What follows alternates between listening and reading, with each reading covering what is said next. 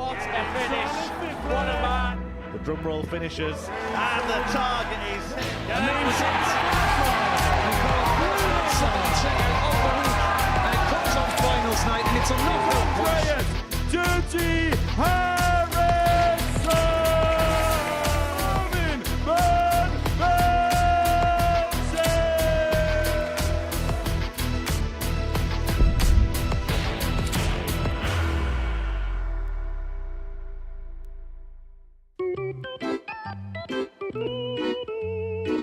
I think he's forgot that he's bust the score. 20. Lee require. That may be the first time I've ever seen Sam Spivey break.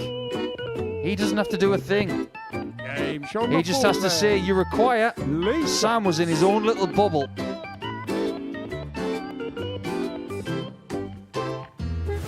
Game show What we're talking about is a 1-0 lead for Spivey. Sam Spivey. Game show number again. Where's he found that from? Bullseye. Bada bing, bada boom. Just like that. And Shane McGuirk goes all snake bite on us. 302. Yes, indeed. From the ridiculous to the sublime last night. I'm sure Sam Spivey at the basement of the table coming into Group B will like to forget a lot of the things that happened last night, but he will be on the charge a little bit later, I'm sure, as everybody will want to be, including Matthew Edgar, on the charge in the commentary box with myself, the asset Paul Nicholson. Well, tonight, we are going to finalise the last 3 names into the Week 4 finals. This afternoon, we put 2 more names in the hat with Jamai van den Herik, and it didn't disappoint. We went to the last round of play. What a great afternoon it was, really. I mean, the table was separated in 2 halves. The quality really was in the top half. And because of that, we had Martin Turner miss out despite reaching the 14 points, which is where we normally say it needs to be. But what a debut campaign it was for David Sharp. Yeah, very, very impressive indeed. He did have a bit of a wobble at the start of both days. Today it took him a little bit longer to get going, but when he did, he was the person who was able to win the group in a bit of a shootout situation with Parry. He needed 2 legs to qualify. Parry was already through. He won the game and he won the group. A very impressive display. And they both went into that game not knowing the situation, which made it quite interesting because I think they both felt they needed to win that match. And because that's probably just looking at the points column. They knew Martin Turner was still to come afterwards. They both left the stage qualified. They found out not long after. Both very, very happy with the situation. David Sharp, though, few wobbles, wasn't he, at the start of the day? Shown nerves for the first time, which is expected here on debut. What an achievement to get through. Absolutely right. He did make his way through, and he's going to be there with Kurt Parry. This is confirmation of that, because Parry is going to join Sharp from Group C, alongside Van den Herik, who won Group A on Wednesday afternoon. Tonight, it's going to be 3 of 5. It could be any 3 of the 5 because everybody is still in play. Nobody's safe and nobody has made it through yet. So, looking at the table, Shane McGuirk on top on 6 points. We know that is not safe because everybody else can overtake him. So, everybody's going to need to get off to a good start tonight, Matt. Absolutely. I mean, Shane's going to feel the happier knowing he's got the extra 2 points on everybody else, but that's going to be no safety net, really. Loses his first game, he could get swamped very, very quickly at the top of the table. He said no one's out of it. And I agree. I think Sam Spivey, the way he played last night, if he can replicate that, he's going to be a contender tonight. I think he's going to make it. You know, when we look at the performances of which he produced, I would not be surprised to see him jump up the table. What did Shane McGuirk do so well last night? I know he didn't win his last match, but in his first 3 wins of this group, what was he doing so well? Match play, game play, also known as timing to some, where winning those moments, when you get into a situation and you think, if he hits a 140 now, he's going to be putting himself in and he hits the 140. Oh, if he hits a 140 or 180, he's going to leave this handy, and he did. Oh, this is a combination finish where if he misses this, his opponent might get 2 darts at a double. Takes it out.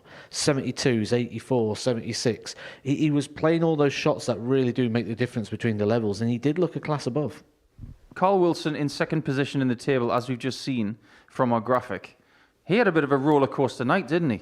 Off to Bit of a dodgy start, missing a lot of doubles to win, but by the end of the night, he seemed to figure it out. He lacked consistency at the start of the night, but still was in positions to win matches.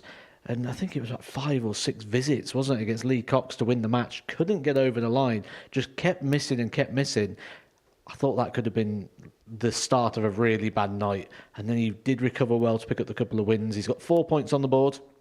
Really strong position, that.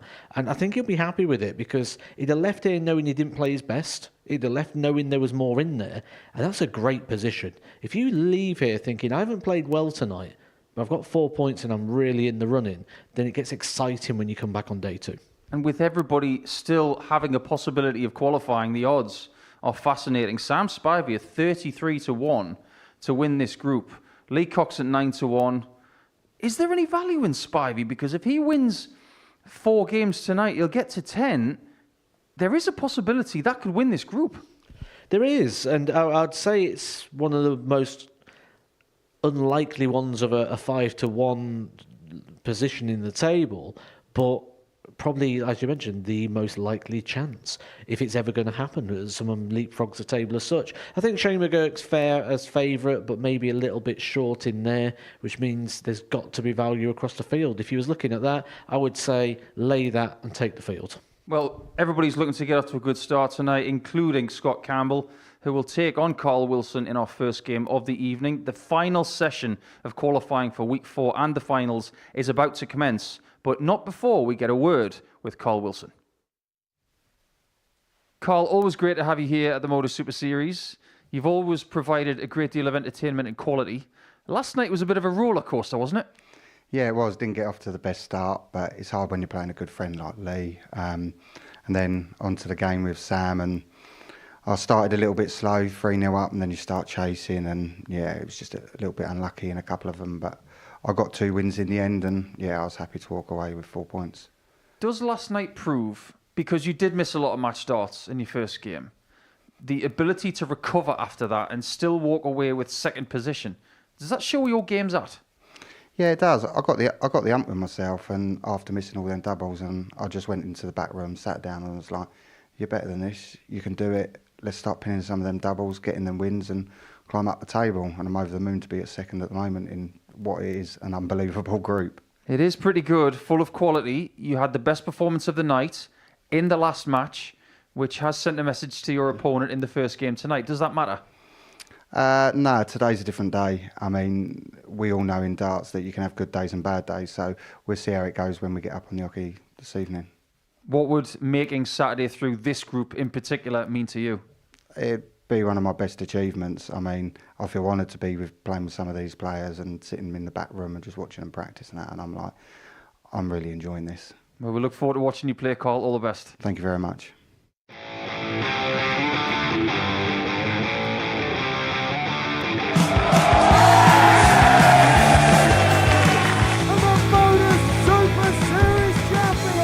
Little 17, but he gets bullseye for the win. Absolutely incredible by Andreas Harrison. We're not going to need that. Bosch. High base is through.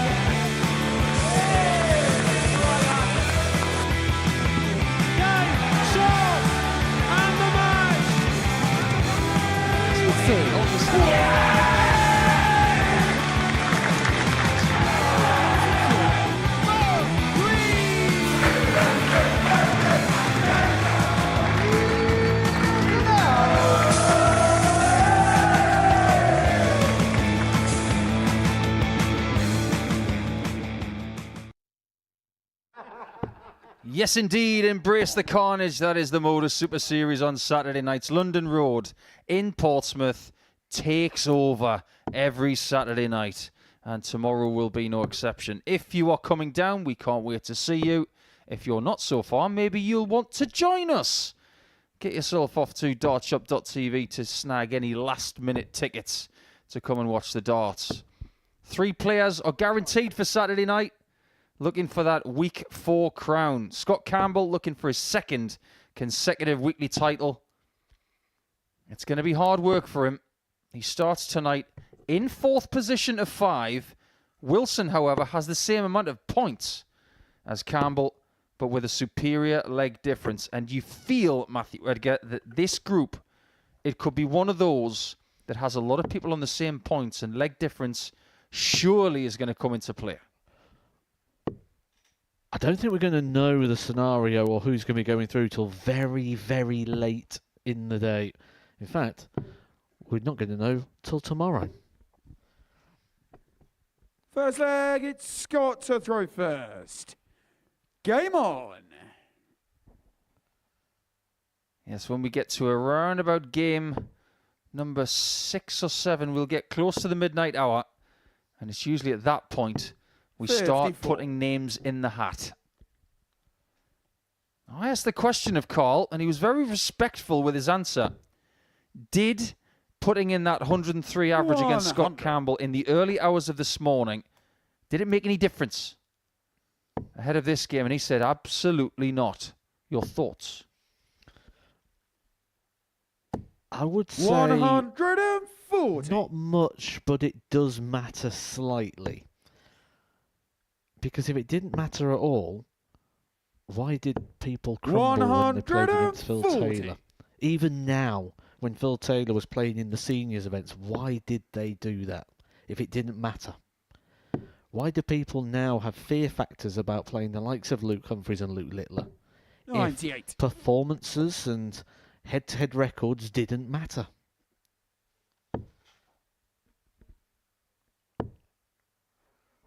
Is that your way of saying that Phil Taylor's favourite 100. dessert is a people crumble?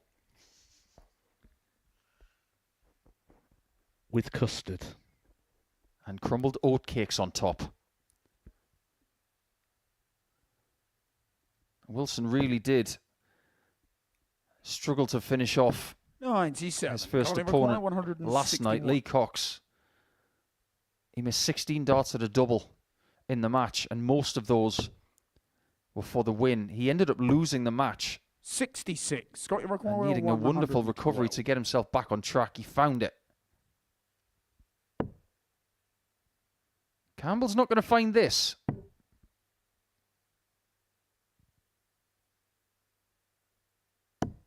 $80. Colin McGuirk, All week 95. long, Campbell has had flights on the floor.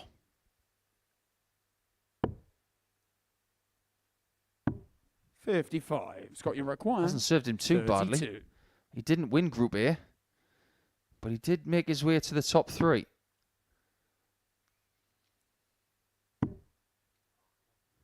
This is a lot easier than it looks.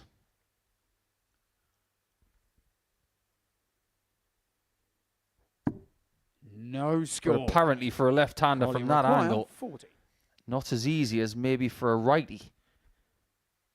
We'll come back to that in a moment, actually, because I've got an interesting question for you on that one. If you can keep that shot fresh in your Game mind. shot on the first leg. Carl As Wilson. Carl Wilson starts off his finishing a lot better tonight. Nice early breaker Second throw. leg, it's Carl to throw first. Was the Game move there left and over rather than across and into the barrels, do you think? I think what people have got to understand is, what are you trying to use as a marker? 100. You're looking at the right side of the barrels as a way of skidding into the double 16. If you're trying to open up the angle to have a great look at the bed, that's great, no problem. 131. I'm all on board with that. But there is such a thing as going too far, creating too much distance from that double 16.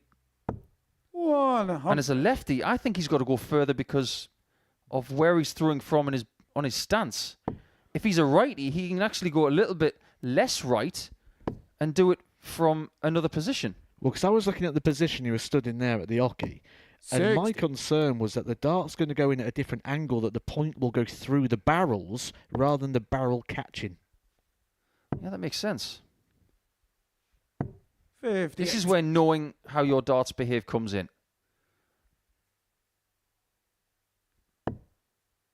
He's obviously someone who traverses the hockey more than most.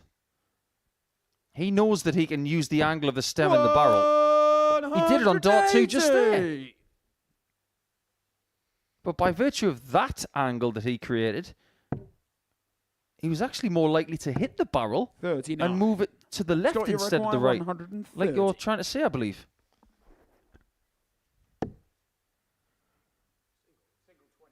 We'll get to see how he tries to work around this one. Plenty of room to the left. 58.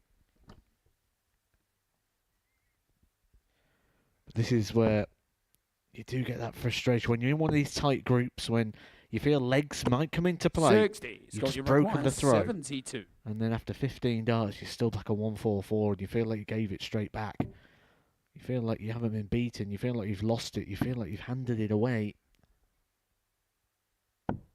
52. It's not handed off you just yet. 144.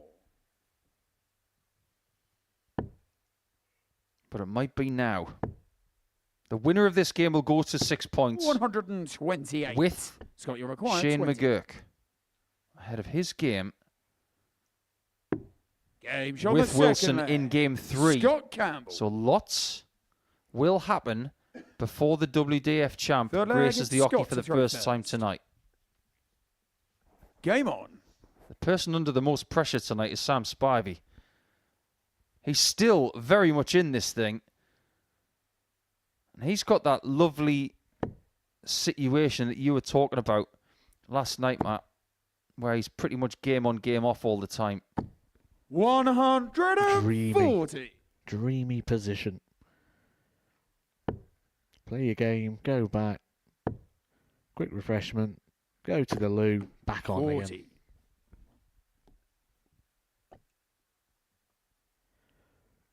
But I just wonder with this group. Now, I've managed to catch a word with 3 of the players. And one of the other players I managed to see an interview from. 140. All of them are so quick to talk about the quality of this group. The other players in the group, how tight this group is, how tough this group is. 140. Is this a group that is being played with maybe a little bit too much respect for the others? If that's the case, my prediction would be I expect a lot of break of throws. 140. I think they've looked at this group on maybe Thursday morning and said, 140. this is going to be tough. Scott, you require And judging by 81. some of the scoring in leg 3, they'd be right. Double 12.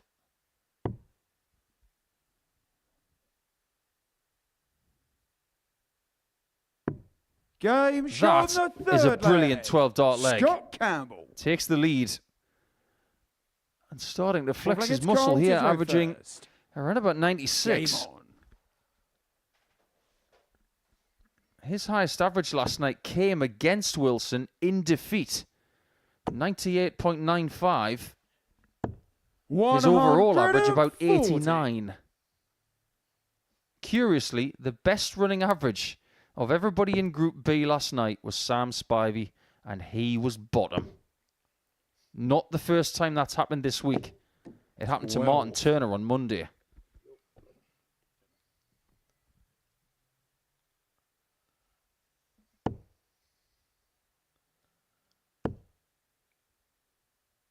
Carl reserved his best 100. performance for Game 10 against the Scot, 103.01. There was a lot to admire about that performance. Ton plus average, couple of maximums, 4 out of 5 on the doubles. 100. It was imposing, and that's what he can do right now. Having a chat with him off camera earlier, he was talking about how he likes to have a game of golf now and again.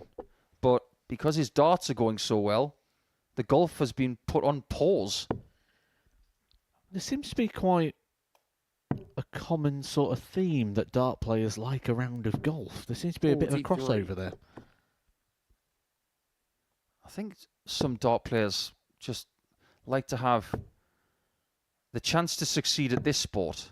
70. But one of the best ways to escape it is to get outside. You think about Phil Taylor, he's not a golfer per se, even though he could hit a ball. 60. Carly require But at major 150. tournaments, the unbelievable amount of steps he would put in. every single morning. 98.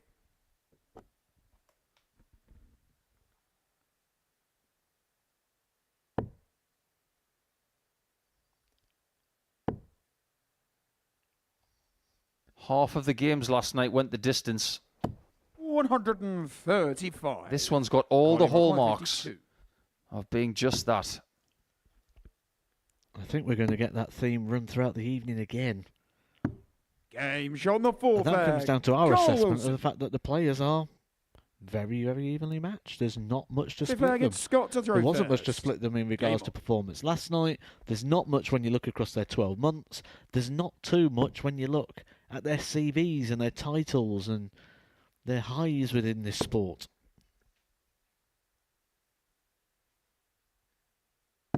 $82. We can sit here and say that Shane McGuirk's going to qualify because of his reputation, the titles he's won, and how he played last night. 58. But there's no guarantee he's going to win a game tonight. And if that happens, 6 points might not make it.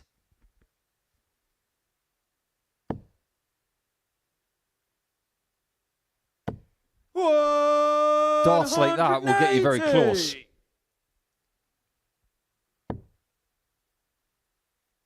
2 maximums in the game now.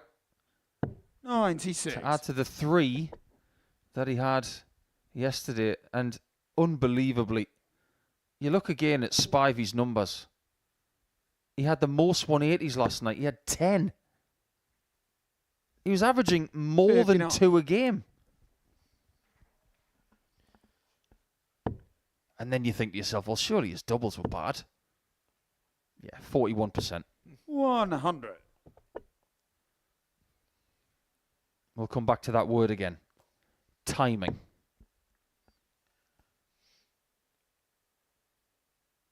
It was actually Campbell that had the best percentage on doubles for the evening. 140. Drastically better than what he's done in this game so far, but he's on tops after 12 and is in position to take the lead against the very dangerous man from East Sussex 90. anyway. Scott, you require 40. Seems to be a runaway theme in these last couple of legs for the player throwing first. Inviting.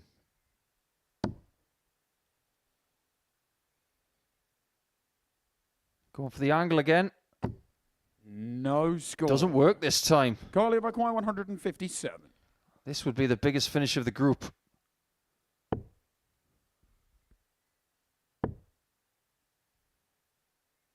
$57. Scott, you require Trims 40. it down, but Campbell, 3 more darts at tops for 3-2.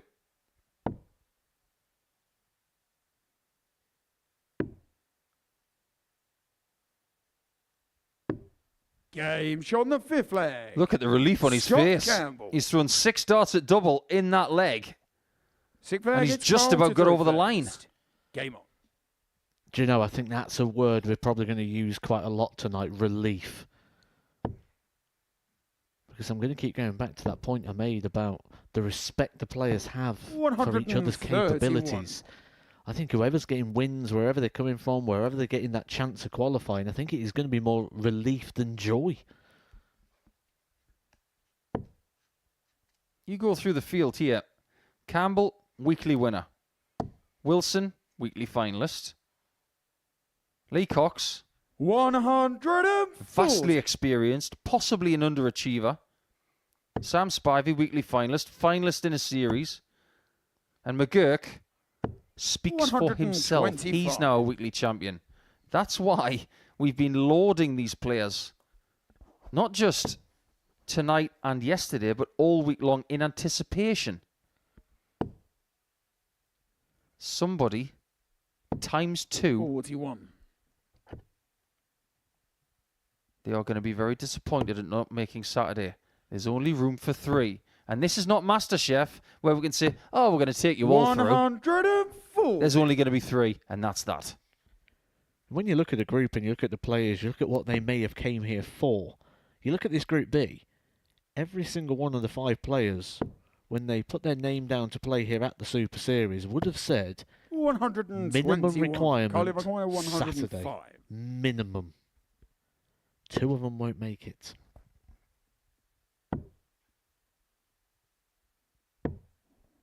$38. Well, where do we start with that one? 105 left, he gets a 25. At that stage, I'm thinking, okay. With Campbell on 199, my mind triggers 2 big 20s. I don't know whether he was going for tops. It should have been 2 big 20s. But when he had 79, he went treble 13. That was a big mistake. Tactically, 81. not good. Carly McGuire, 66. He should have been on single to double combo here.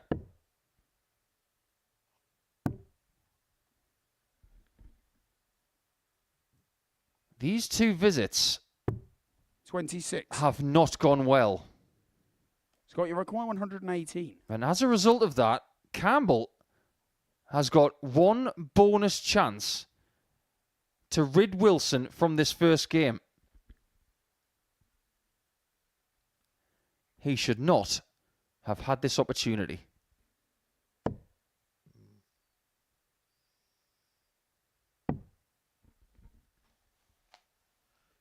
Now it's a big chance. Hugely impressive from the Scotland captain. Scott Campbell. A really interesting exchange towards the end of that one. Wilson slows down, and maybe tactically we can question what he did. He was able to respond after losing early yesterday. He's going to have to do the same again, because this time he's been outgunned by the man with more maximums, with more chances at the double, the higher average, and of course, the 4-2 victory.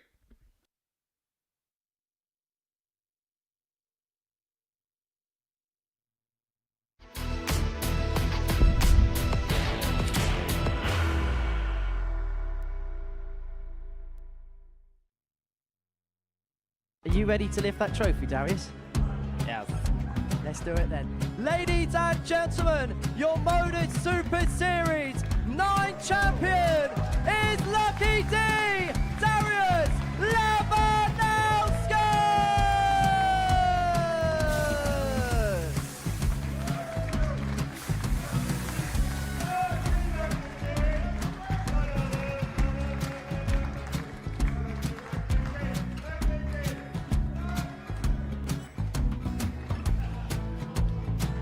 Well, what a wonderful night of darts we have seen, and we are ready. Our champion is ready, and it's trophy time. So receive the trophy. £25,000. The new Modus Super Series champion, the Terminator, Marvin Van Velzen.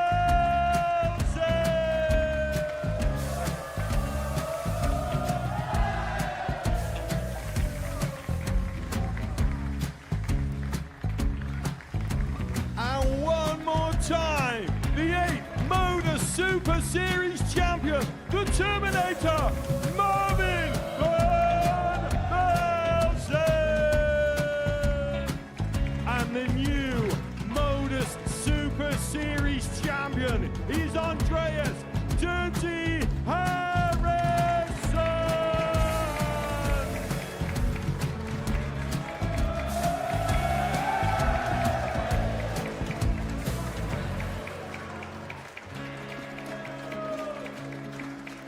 And one more time, the 7th Modus Super Series champion.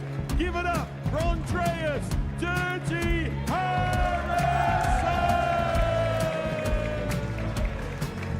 The moment we've all been waiting for.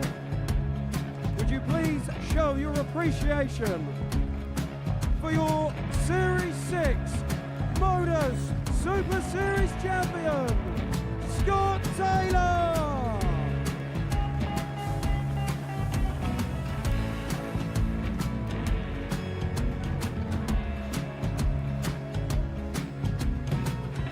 One more time, your new Modus Super Series champion. He is Chucky. He is Jim McGuirk.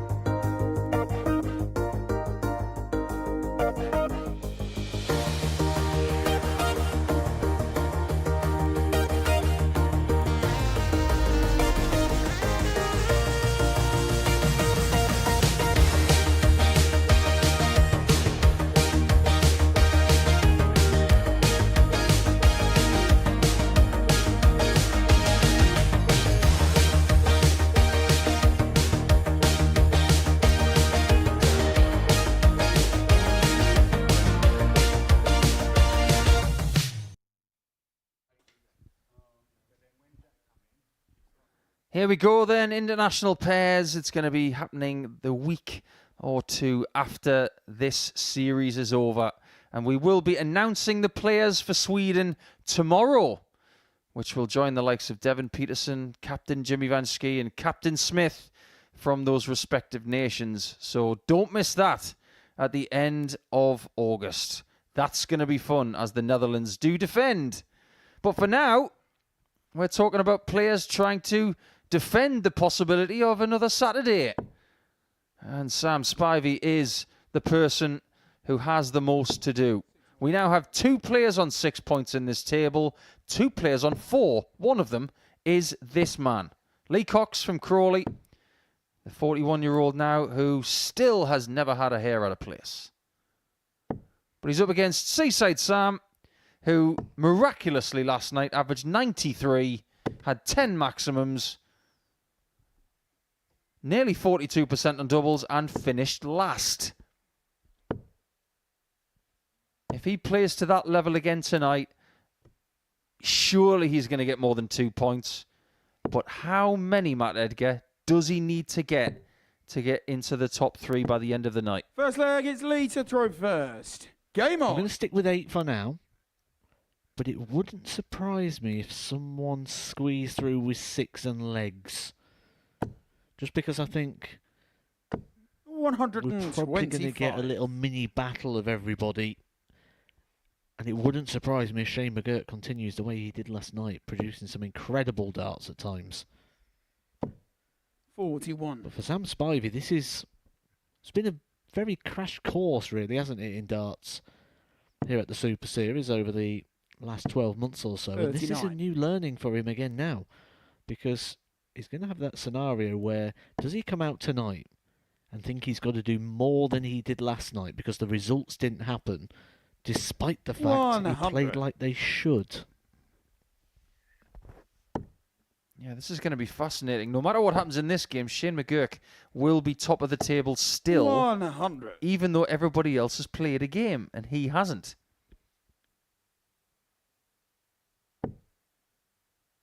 But he's up against Wilson after this, who will be looking to reverse what happened 100. in our previous match. Quality-wise, this has been the best group of the week. Not really a shock. That's what we 85. expected.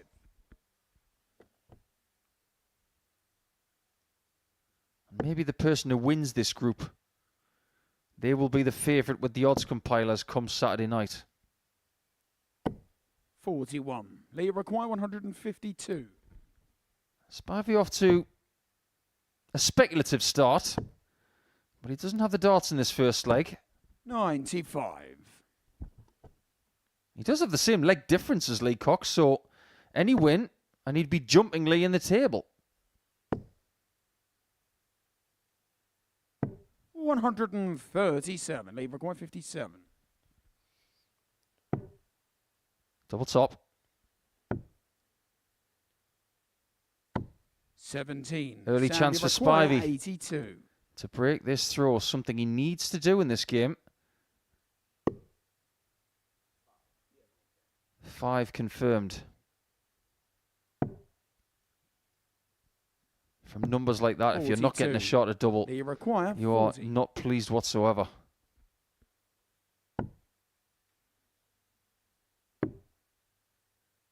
Is this awkward? 30. It proved to be the Sandy case. require 40.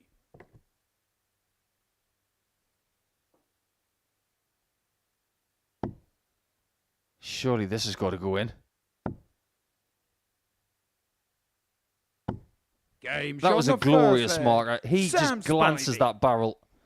It was always going to go in. That's a bonus. Second leg, it's Sam to throw first. Who Game said on. that people from the south can't get on with people from the north?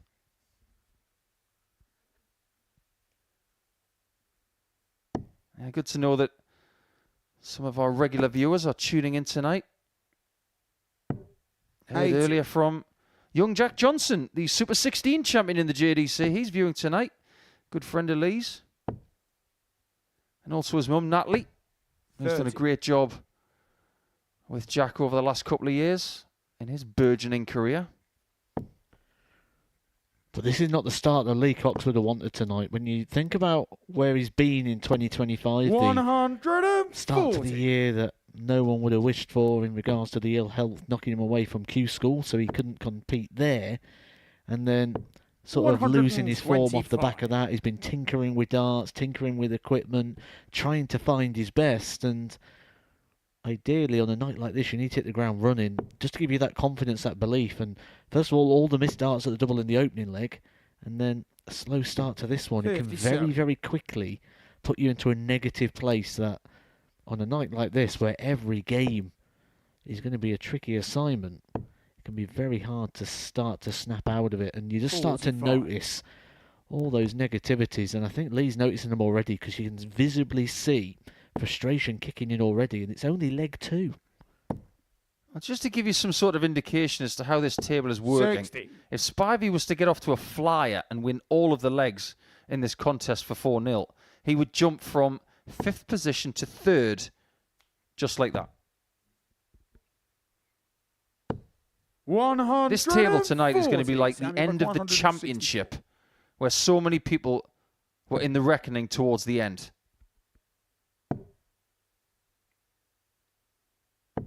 58. They require 161. 51 was required for a shot at the bullseye. 137. Sam, you require 106. Could be a breakback if Sam Spivey doesn't find 106, which he won't. Seen a few different routes for 106 this week. We saw Kevin Lankhausen using the 19s on that quite a lot this week. 66. He required 24. The break is a must. Game shot on the And second the break is leg. found immediately. Lee Cox. Third leg, it's Lee to throw first. What a weird thing it was Game on. that Crafty Coxey averaged 79.2 for the night and found himself in 3rd. It was the worst running average of the night 140. by 10 points. And also, just thinking about it, to revitalise the conversation of yesterday evening, 58. not one of us received the Rafty Coxey.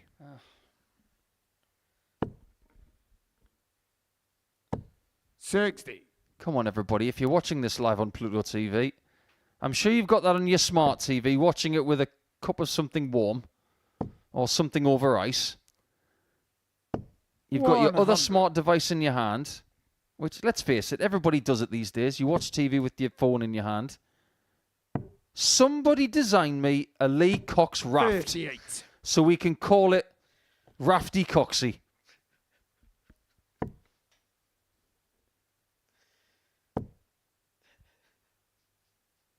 If AI can't do that, 100. it's not worth it.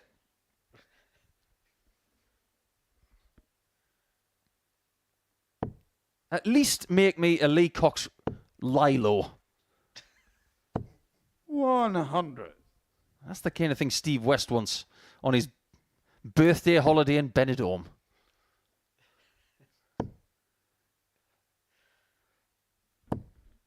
Libra 143. Oh, come on. We've got beach balls as merchandise in darts. We could do with some player-branded Lilos.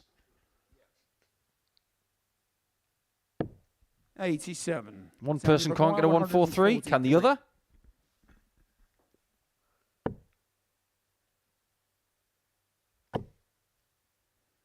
That was a rather crafty dart. 93. Libra 156. Double top. Game shot Right in the corner. It'll do. You would rather have that dart than something that feels good when it leaves the hand and misses just high.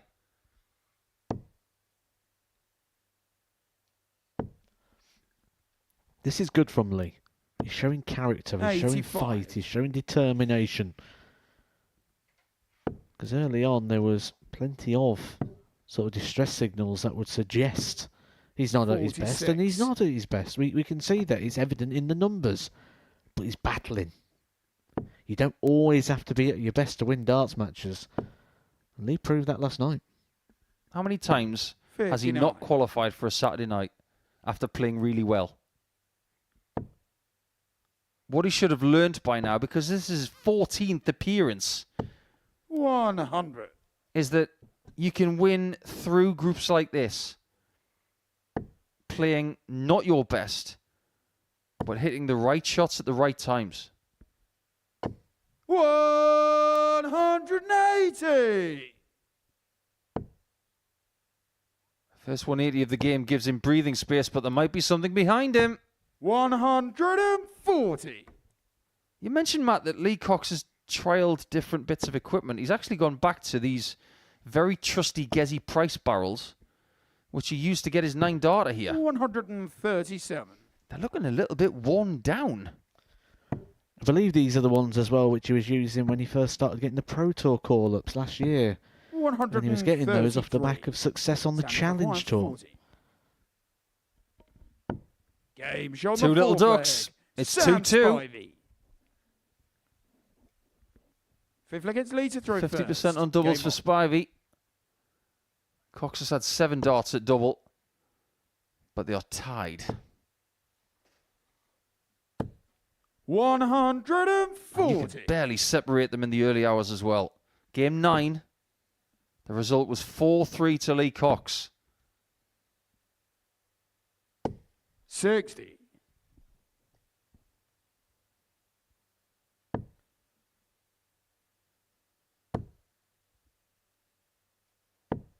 43. You can sense the tension here tonight. In just over 24 hours, somebody's got to win this week. 100. But you've got to get there first. Kurt Parry's already there. Jamai van den Herik is already there. 90. David Sharp is there on debut.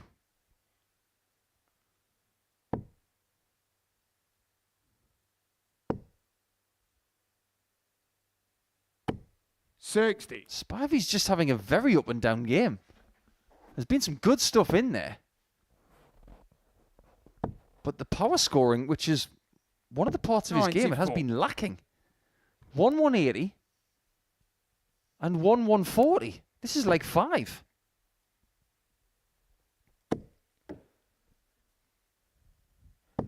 And that'll give someone like Lee Cox confidence, because you can see there at the back of the stage, Lee, he's a bit of a watcher, isn't he? He likes to see what's going on, likes to be aware of the game.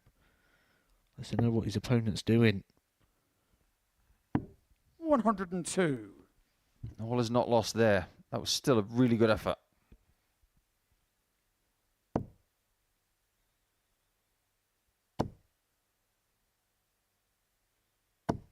$140. There's some of that power scoring, but is it a bit too late? Game shot on the fifth It is too leg. late. Cox takes the lead Cox. again. Sixth leg gets Sam to throw first. Game on. This may seem really random, but some of the comments I make on this broadcast are random. 139. If you went to most pizza shops in New Jersey, America, you'd see a lot of people who look like Lee. 100. You are absolutely right. That is very random. He's got that New Jersey tanned, sort of 80. Sopranos kind of look. Just pizza shops. Well, I'm going off the stereotype, of course, but I'm not really up with Tony Soprano and the crew. 180. I don't know how they would say that. That's a good darting. 100.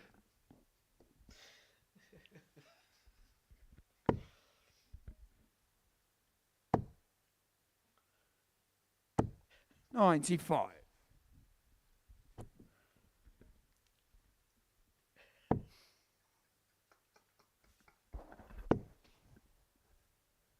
If he can finish this game off, 100. Ebrock 126. this really would be a feather in his cap.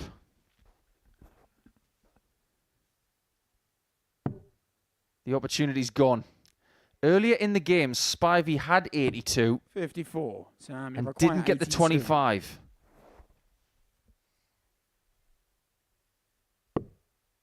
This time he does.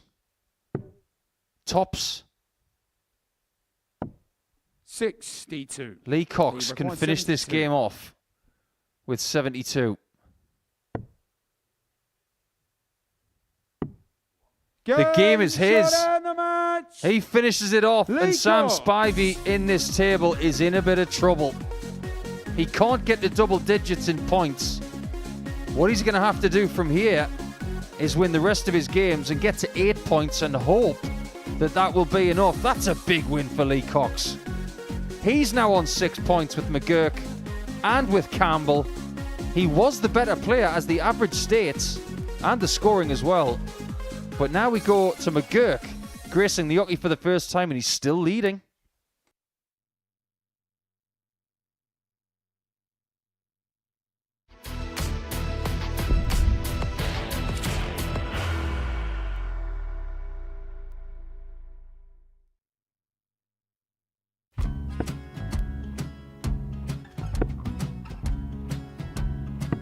$54. Charlie McGuire 164.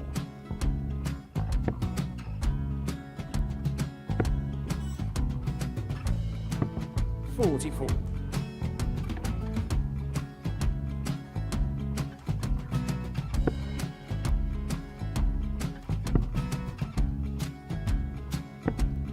$32. Charlie McGuire 120. Well, 120. He's got a fair, at least 2 handfuls at this. Just needs to stay 60. there. That's a good shot. Halves his score. Leaves himself on a 2-darter.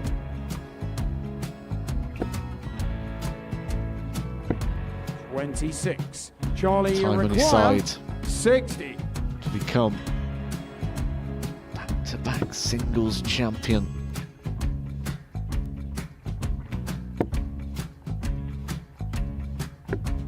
$40.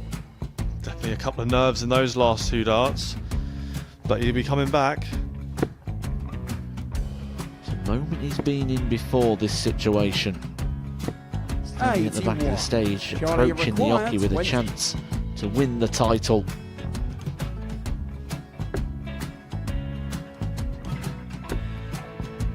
He did this to win the first title, if you remember.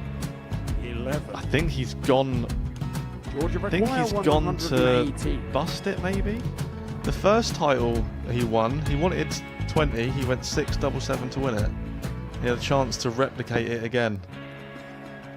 Yeah, I get the feeling that was for a bust. And 39. on that situation there, George Scaife wasn't even able to take it out going to the 18s on that switch. Yeah, I think he just panicked a bit, but he's done well to get that big one. Sometimes can be the hardest part. Georgia McGuire This is it. 79. It's got to be 19s. It's got to be 19s for this shot. Big 20 and a double. He's got the first one. He's going to get a match dart here.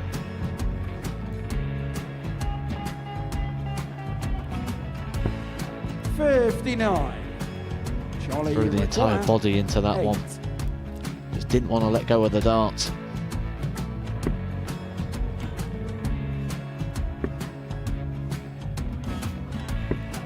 No score. He's given George a chance. Georgia McGuire 20. I think George has been quite good on double 10 today.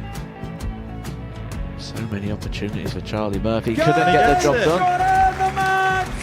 And the Red Dragon George Modus Scaife. Super Series Influencers Champion, George Scaife!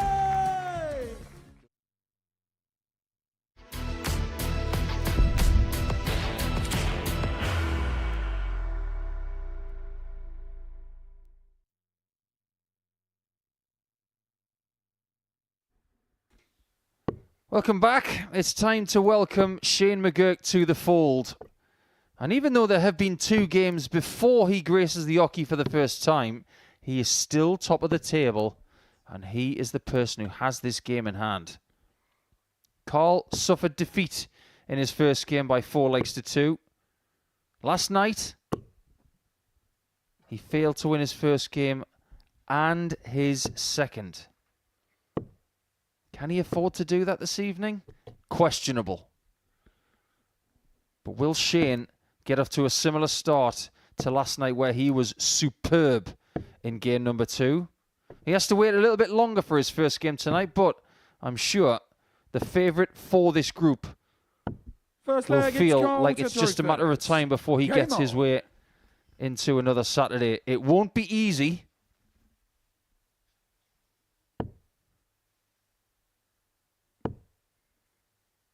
Shane's average last night, nearly 92. 180s were good. Had a high check out of 140. He was ticking a lot of boxes last night.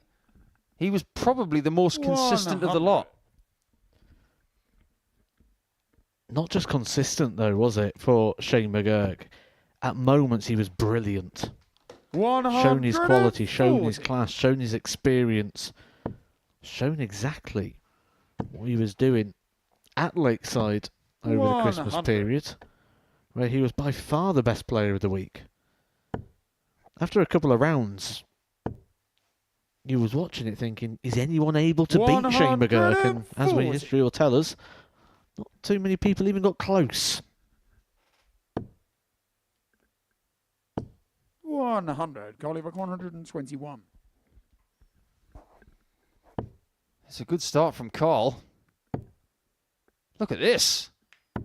That'll do. Shot in the first leg. This guy really can rebound after disappointment. Shane to throw first. Game on. It's as if he's come to Portsmouth and said, there is no way in God's green earth that I'm not making Saturday, and I love an attitude like that.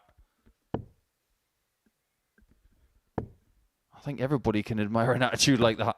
100. It's gumption and resilience all in one.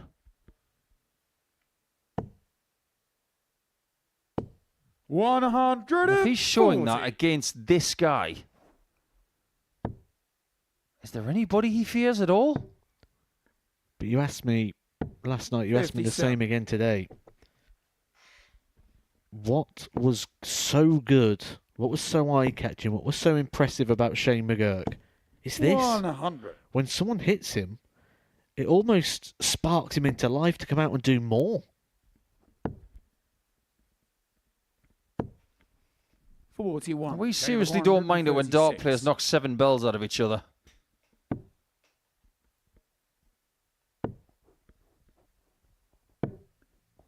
$72. Not quite 7 bells there. We'll give him 5.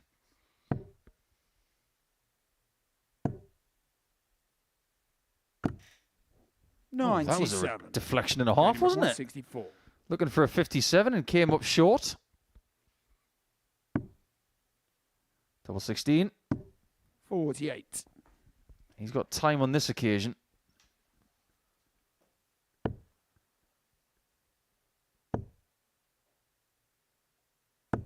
$100. Shane requires 16. When you have a chance to close someone out, just do it. Don't give them hope. Game shot on the second leg. What a lovely Shane angle McGuirk to demonstrate what he was trying to do by moving right across that hockey. Game on. He couldn't hit that shot if he went left. He probably couldn't hit it if he stayed where he was. But just that little bit of movement allows that dart to career in off dart number 2. Exactly what we were talking about earlier with Scott Campbell. 180. He's able to play into the barrels where the left-hander earlier on wasn't able to play that same shot. 99. And what we can see sometimes from Shane is that his flight leans a little bit left. It's not as pronounced as someone like a Brendan Dolan or even a Gary Anderson, but when you understand how the dart flies in the final third, that is something you can use. 140. Are you a fan of the new barrels? I think they're a lot nicer than the ones he had, aren't they? They're a little bit more jazzy. But not too jazzy. Not too jazzy? Yeah. 100. Same page.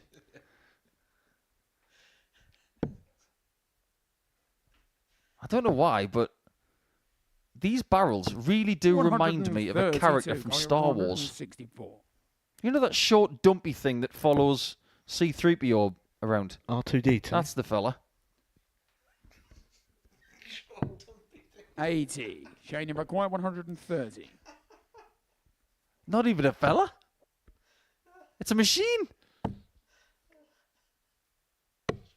46. Carly McGuirk, 84. They can't be split at all. Until now. 37. Oh, that one had the Shane line, McGuirk, didn't have the 84. length. Take two. That's fortunate. He gets bull. 59. He gets closer, Carly but McGuirk, 47. closer doesn't mean a result. Game That on the does. third leg. Carl Wilson. Lethal on the outer ring. Really good from Four-legged Shane Carl to throw Wilson right there. first. Game on. Who is really warming up when it comes to jousting with this kind of 54. clientele. I was speaking to Adrian Gray recently when he was here, and he said in his region, it's just him and Carl just 96. constantly going at it at ADC events. And I think for you to progress in your local area in ADC, you need rivals. 130. You need people who spur you on.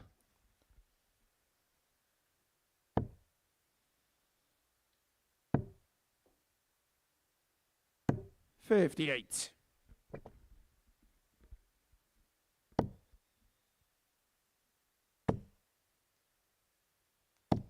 $100. You can't have your finish from this position. More often than not, you're not going to. 140. But that will suffice for now. Just tapping McGuirk on the back as if to say, if you slip up, I'm right here. 134. This is a really good game. 95. Shane McGuirk, Kind of game that 79. you really want to go all the way. Game show on the It's the kind of game that if Shane McGuirk Shane comes off with a McGuirk. win, he'll go, that's exactly what I needed to start my Fifth-legged Carl campaign to throw today. first. A real good assessment. Game on. Shane's little doll can't watch. Last night it was hanging on by the thinnest of threads from the table. 96. Tonight, doing the same, but can't watch. By little doll, what you mean is custom Funko Pop. 60. I thought you would want to say that. See? Can't watch. You know what amazes me as well? Got the same shirt on.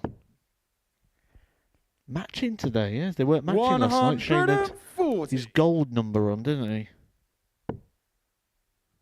Maybe that Funko Pop is on flight management duty.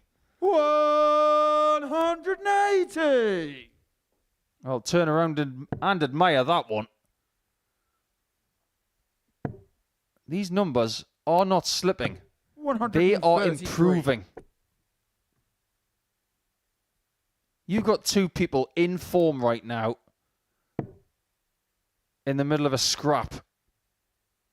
131. This is one of those Oliver, 132. separating the men from the boys games. This is proper.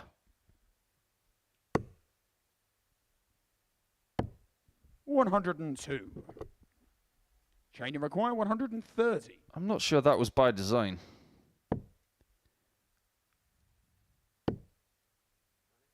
I think he's got his maths wrong there. 94. Unless Oliver somebody for McGuirk, Christmas 30. got him the Luke Littler rule book.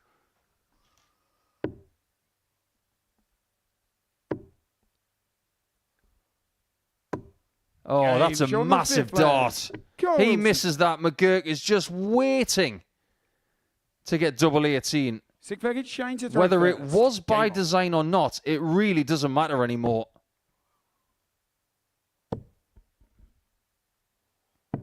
177. Just developing into such a solid player, isn't he? And I was watching a few clips of Shane McGuirk this afternoon, and you can really see how the throw and even the technical aspects have sort of changed and developed as he's grown into it. 80. Remember when he first came here? That back leg used to twist, didn't it? It used to turn back. Yeah, I think he was listening to some of the advice from the coverage, because he doesn't 140. rotate the top half of the body anywhere near as much as he once did. He's more linear. If anything, he throws up as opposed to around. Really engages the wrist as part of the action now. It's really exciting, isn't it, to see those evolutions 58. of the throws. Absolutely, and it hasn't been that much time. It's been 2 years, if that. I remember the first time he came here, 140. and I thought, looks like a decent player. It's amazing what can happen in a short space of time. 133. Chain of require 44. Take us all the way. We want to see it. Game shown the All the sixth way leg. we go. What a Shane game. McGuirk. These averages really are Seventh and very final impressive. leg. It's goal to throw first. Only one can Game win. on. McGuirk wins. He gets 8 points in the table. He will embellish on his lead. If Wilson wins, he goes to 6 with McGuirk, 100. with Cox, with Campbell.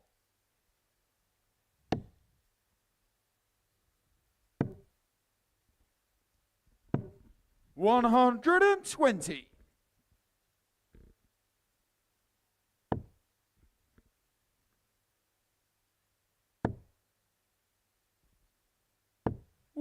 How he's found that 60 clean like that, I have no idea. Probably the smaller flights, isn't it? Just not catching the same way a standard or a bigger flight does. But that is beautiful from Shane McGuirk. What a time to find a max. Wilson's doing his part. He's hitting a treble every throw. Might need more than one. 97. Advantage Shane.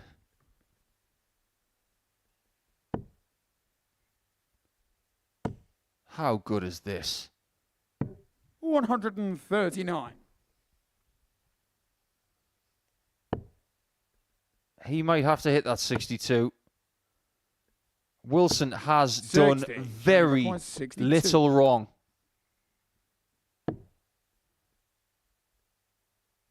The first match start goes to Shane.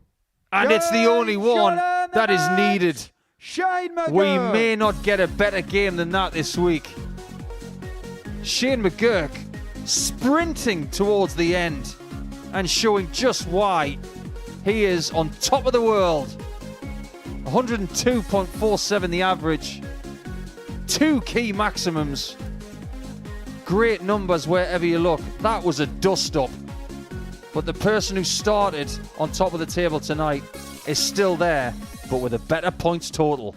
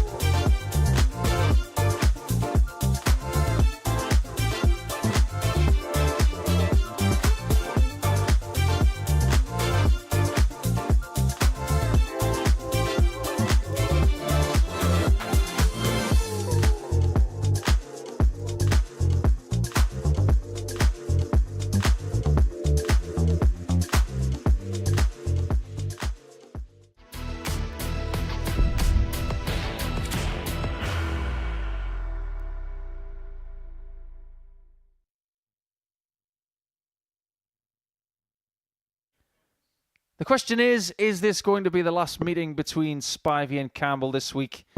They both want to qualify through this group. But here's the thing. There's a big problem for Sam Spivey. He's only got 3 games left. He has to win them all to get to 8 points. And most of his competitors in this group are better off with great points totals.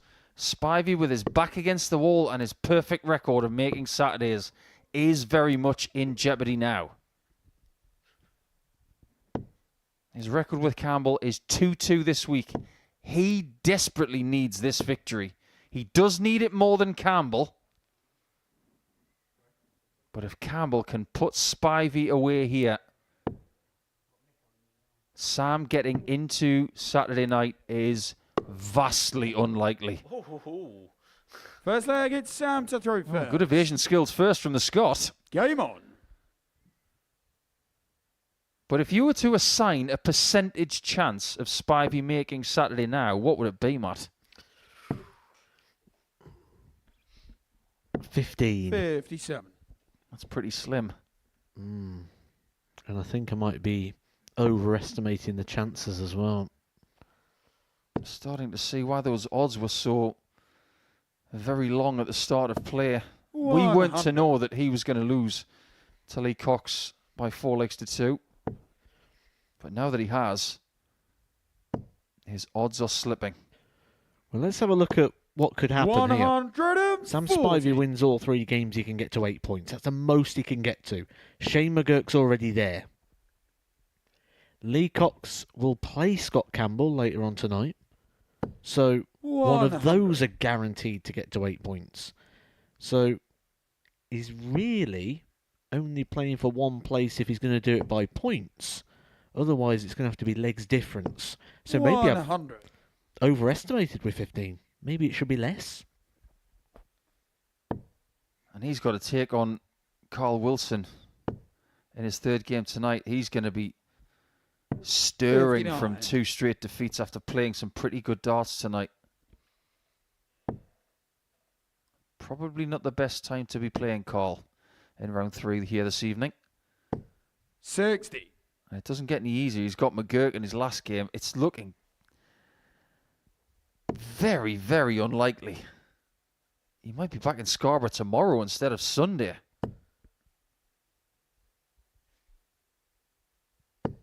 $100. He might even have that plan B of Selzy when he wakes up in the morning. He's hit this week.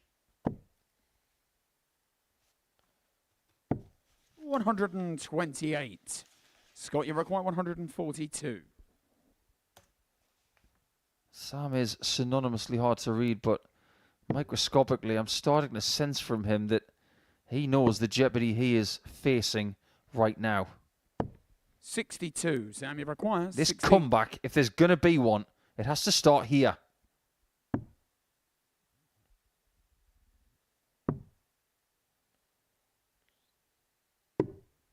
Get it quickly. On the first leg. Sam Spivey. He doesn't run for it.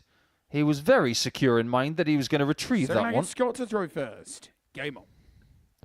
Well, I'm looking at the entry list and I can confirm Sam Spivey is not entered into the England Open. 91. Can't say I'm surprised by that. He's been focusing more on ADC stuff. And here at the Modus Super Series, not everybody dabbles in everything. It's just a coincidence that there happens to be a WDF event on the south coast of England this weekend, which is, of course, the second most important behind the Week 4 finals.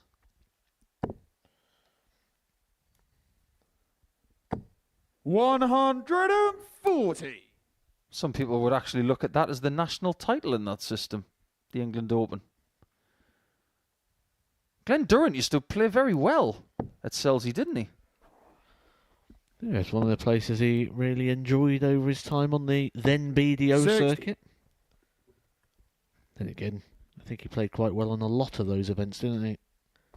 With the master of that circuit for a couple of seasons. Didn't he used to play in a tent?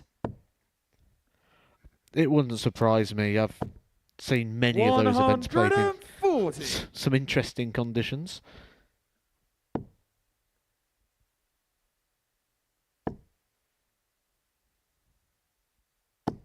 Another 180 for Spivey. 180. Scott, you've got 130.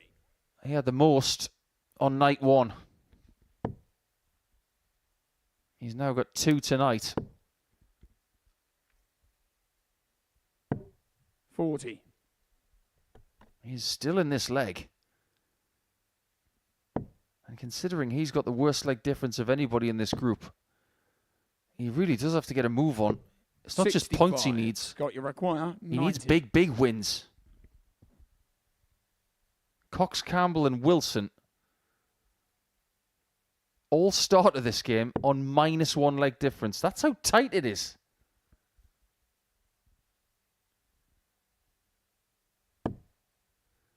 That's a clever dart. He's got the bullseye to equalise.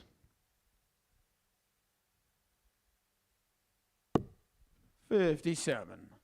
Sam, you require 100. If Sam can get some sort of finishing going, who knows what this could lead to. Can he squeeze in another? 80. He propped up that dart. He just Scott, needed you're a little gap 33. between the first point and the bottom wire. He didn't have it. And as a consequence, that's why he didn't take that leg right there.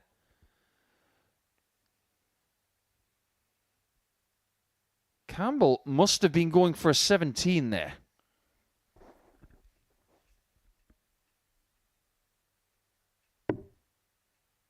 Is it another double 15 hit tonight? 3. Sam, you require 20.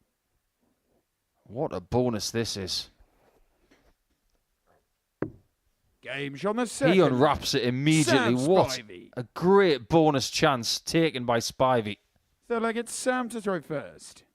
You get the feeling that the Scottish captain was in a bit of a tiz when he had 33 and he hits the 3. That was not part of the plan. 100. These two are going to complete 23 games by the end of the night for the week. Not as many as Kurt Parry. 6. Not as many as Martin Turner. They had differing fortunes this afternoon. But it's still 5 consecutive days. And for Sam Spivey, it's the first time he's done that. 100. We was just talking about Sam Spivey's chances of qualifying, and I says, well, maybe when we look at the table, it's going to be a bit tricky because he's going to need to rely maybe on legs difference if he's going to chase down certainly 2 of the players. A strong win here would increase that percentage. Now, I'm not great at percentages, you know, so I don't know how much it'll increase it by. There's certainly no Steiner maths going on here. But maybe up to about a 20%. That's a niche reference, isn't it? It's very niche. Yeah. Steiner maths. Yeah. 57. Well, if we need maths, let's get Conan Whitehead back on the show because he is very much adept to a little bit of percentage work and algebra. 100. Especially when it comes to mechanics and angles and things like that. He's not just a series winner. He's a seriously clever boy.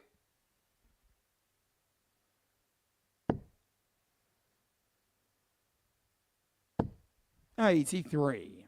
Sam, you require 100. Is this game getting away from Campbell? Is Spivey getting the spots that he wasn't getting last night against certain players? 40. Scott, you That require is 121. not what he wanted. We've had a 1-2-1 tonight from Wilson. He didn't get it this way. Does Campbell. 88. Last time he went for the bullseye, he hit exactly that 70. spot. This is exactly what he needs. He needs a win. And he needs Gage it by a on the big third scoreline. Sam Spivey. He is producing here, is Sam Spivey. Maybe not to Four-flagged the Scott same to throw level as first. what we've Game seen on. from him when he's actually lost games. But he is cruising here to a sizable victory against one of the players that are above him on 6 points. And here's what's interesting about the second half of tonight. If Sam really can make the most of this position, his next game, just to remind you, is against Carl Wilson, who sits at 4 points in the table. He's the immediate target for Sam. Just above him in 4th position. He cannot affect what happens between McGuirk and Cox next. But based on his wish list, he wants McGuirk to go crazy now. Until he plays him. 140. If you look at the schedule in great detail, you can pick which games you want someone to win, you want someone to lose, but you're not in control of it. 81. Unless you've got 3 darts in your hand on the stage, you just have to sit back and watch, and that is purgatory.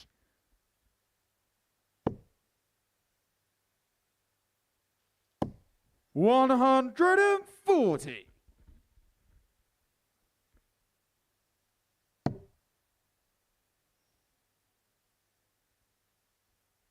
$232 left. That leaves 213. Still needs a treble to leave a finish. I'm not sure what his plan was. Going downstairs first. 95. Sam, you require 161.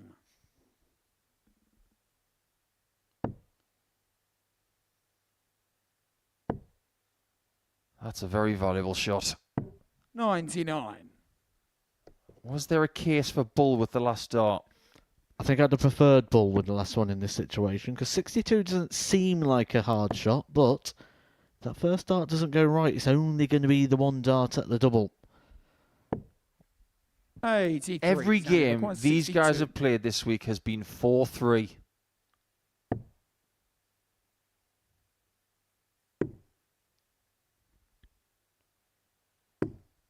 $42.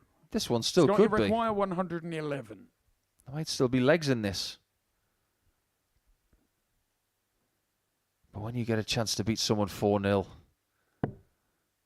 you really need to take it. In groups like this, it is crucial. Especially if you're chasing. 87. Sam, you require 20. This is going to be his last chance to win 4-0. 4-0 he gets. That could change an awful lot for both players. Spivey gets a first win of the night, and he's now on 4 points. His position in the table is fascinating. It's exactly the same as Carl Wilson before he plays him. And Campbell has been dealt a huge blow in his quest for another Saturday night before we see McGuirk against Cox.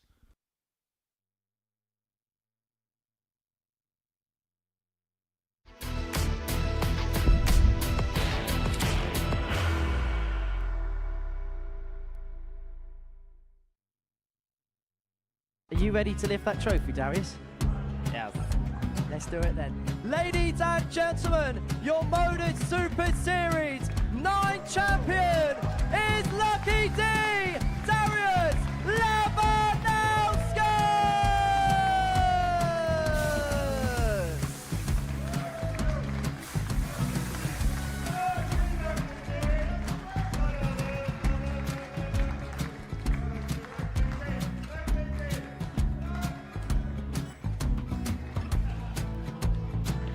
Well, what a wonderful night of darts we have seen, and we are ready.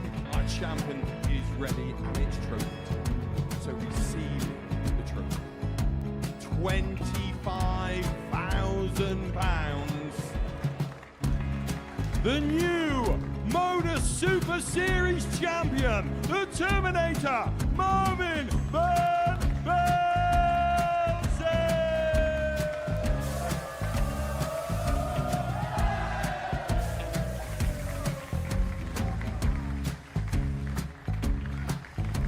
And one more time, the 8th Modus Super fighter, Marvin Van Velzen.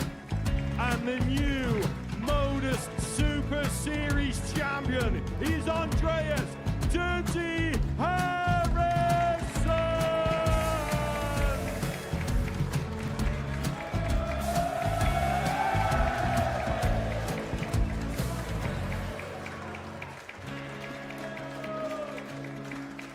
And one more time, the 7th Modus Super Series champion. Give it up for Andreas Dirty Harrison. The moment we've all been waiting for. Would you please show your appreciation for your Series 6 Modus Super Series champion, Scott Taylor?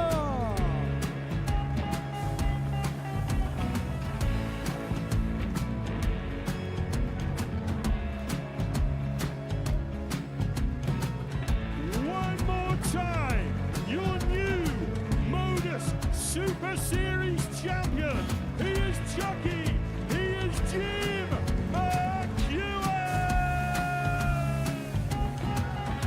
Ladies and gentlemen, your Modus Super Series champion, retaining his title, the Luke Lidlow!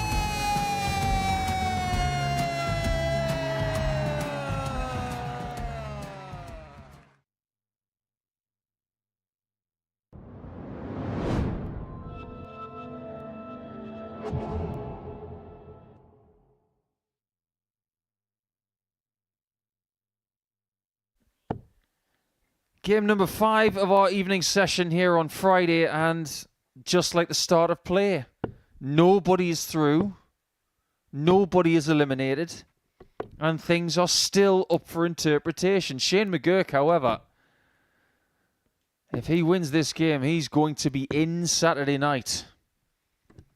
10 points will get him there, and he'd like to get it done before there's any more trouble, because we've just seen a very unexpected result for Sam Spivey. He is still bottom of the table, but he's now equal on points with Carl Wilson. Game on. And equal on leg difference as well. But what more can we say about the McGuirk debut for the night? 102 95. average, couple of maximums, excellent doubling, great timing, and beating an opponent that played super darts. 100. But can he stay afloat against the man who is now known 80. as Rafty Coxey? We've got the photo to prove it as well, haven't we now? Yes, we do, Lee. Apologies in advance. It was a team effort, and 44. it's glorious. So what can we do with Shane on AI? 140. To be fair, when I came down to Portsmouth this week, I didn't think I'd be creating images of Lee Cox as a raft. 82.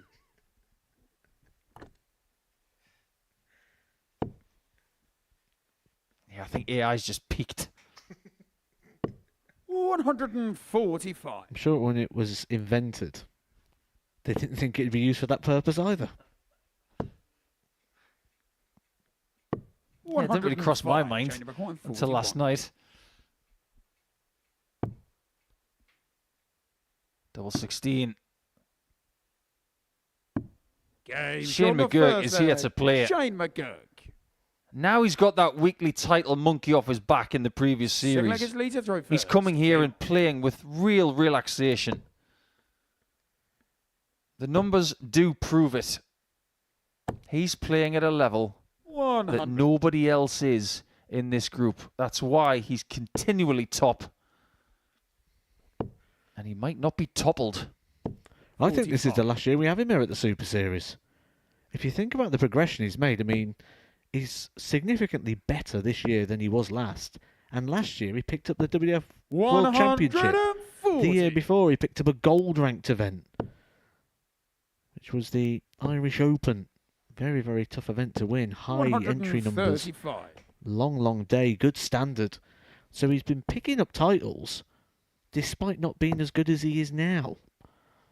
I'm convinced that he's going to be on my short list to pick up a card when January comes around. I'd have to agree with that. Playing beautifully. 100. Lee Maybe not good enough to win this leg, though. Solid leg here from Lee Cox. Down after 9. 41. That will do very, very nicely.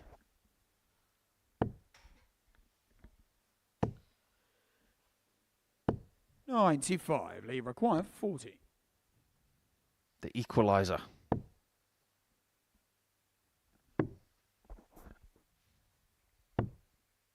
$35. He does Jane not number equalise, and McGuirk will be 126. licking his lips. Does he get to the bull? He does. 90. He required 5. The sympathetic head tilt. Maybe this is not his leg after all. 1. Jane required 36. Oh, this one so far could be classified as fortunate for McGuirk. He's played well, but lucky to get this chance, which he does not take. No score. Lee require 4.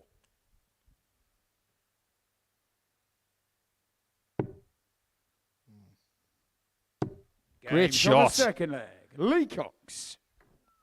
I think he's feeling that little bit of relief that we were talking The leg about is Shane to earlier. throw first. Game on. His position in the table is precarious, even though Lee is now in 57. second position. He is by no means safe. 77. Probably got a bit of a sinking feeling, didn't he, when Shane McGuirk was coming up to take the 2-0 lead? 180. Why is somebody taking the inner tube out?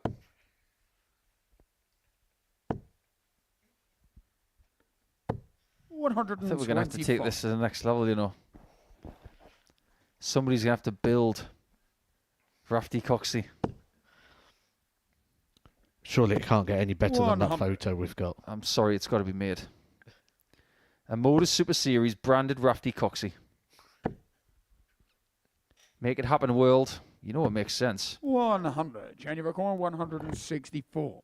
If you're going to do that, might as well get the Andrew Gilding foam thumb made as well.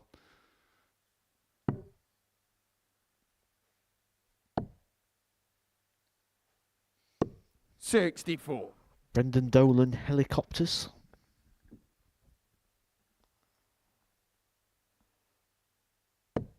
Oh, battery-operated helicopter finger. Now we're talking. We've got to have a brainstorming session. 139. Jane, you require 100.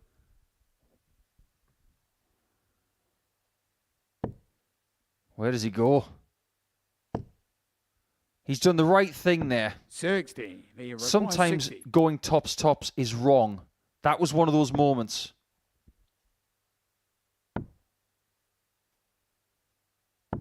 Game show One the tops is third good leg. enough for the lead. He's Lee hanging on Cox. again. Full flag These is guys Lee met. to throw first. On Thursday night, Game on. it was a mismatch. This was the worst game that Lee played. He missed 12 darts at a double. He averaged very low 70s. He was outclassed. 95. But if anything, he looks refreshed this evening. He doesn't look like he's under as much pressure tonight, which is really weird. 180. Maybe knows that running out of time, running out of lives, it's now or never. I think the pressure really comes when you've got opportunity, you've got chance. You think, well, I could recover it, I could do this, I could do that. No, just tonight. Very, very simple task. Win and you're in. 96. Yeah, he looked a bit edgy last night. But he genuinely looks a lot more like the Lee Cox that we know right here. He's fighting his heart out 125. against one of the best players at this level of the game. think his biggest problem is that 140. maybe he Lever doesn't 158. believe in himself that he's one of the best players at this level of the game.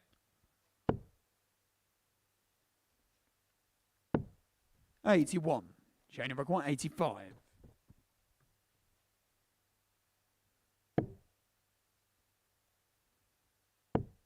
It's double 5.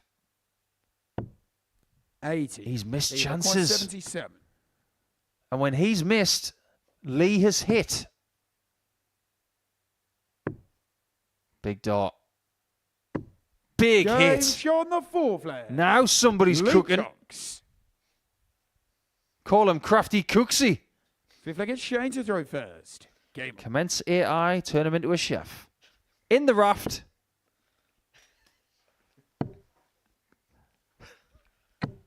He's Rafty 134. Cooksy.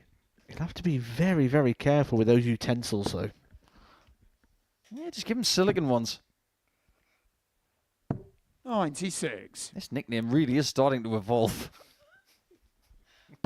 What is it going to be by tomorrow if he gets through? 134. Lee's entourage back at home and his friends and family are thinking, what are they talking about? In fact, I'm going to send it to one of his friends now, 100. so it makes their group. This should be earthed.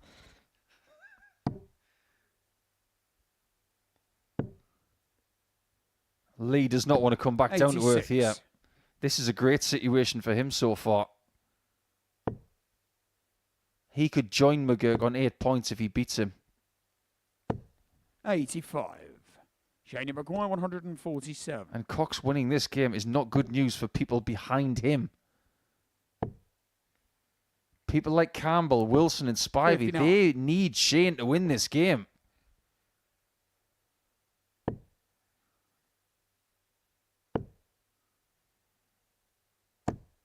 It's only a ton. He was hoping for more. 88.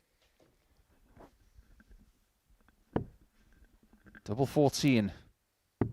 He's Game not shot done on the yet. 5th leg. Shane McGuirk. He's built of tough stuff.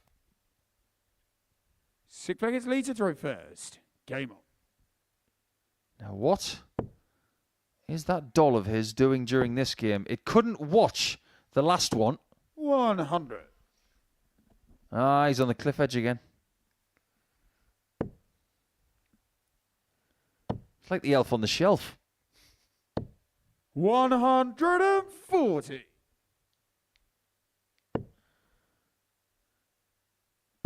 Well, Elf on the Shelf. Shane will be 97. hoping he's not Shane on the plane.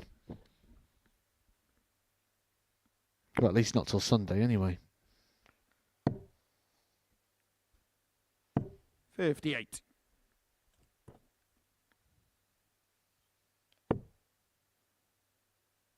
Speaking to Lee last night, 96. he was saying that qualifying for Saturday this week would outdo his 9-dart leg that he had here. That was a big 58. statement. But I think he's looking to rebuild confidence right now with his game. Making Saturday through this group, I'm sure, would be a huge step in the right direction. 100. He's going to get a look at 108 to win by 4 legs to 2, to be only the second person to beat Shane in this group. 137. Lee require 108. But he's lurking behind you.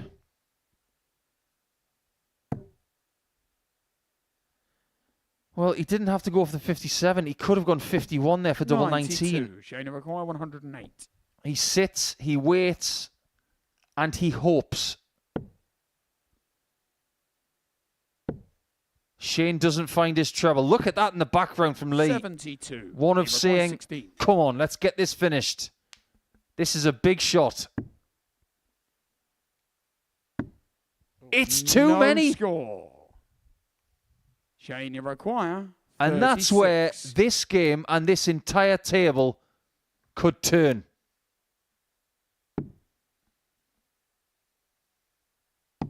Look at Cox in the background. He knew that Shot double the 9 was 6th going to leg. land. Shane McGuirk. Without a shadow of a doubt, the Seventh and biggest final moment of leg, this group Shane to throw in the first. last 20 Game seconds. on.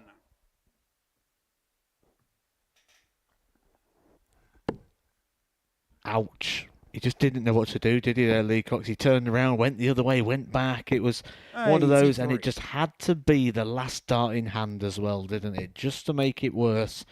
Just when you think you might be getting a little bit of hope, you might be getting another 100. opportunity. He still could. But he's going to have to land a lot of trebles in very quick succession, you feel. How good was Shane 81. finishing off Carl Wilson earlier? He was extraordinary. 140. This is not digging deep right now for Coxey. This is getting out the pneumatic drill. 140. Look at that. The resilience of this guy.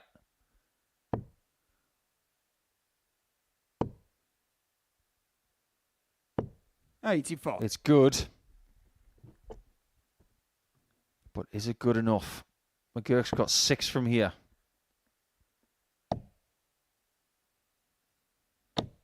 $100. It's very, very tidy. All he can do is 136 or 140.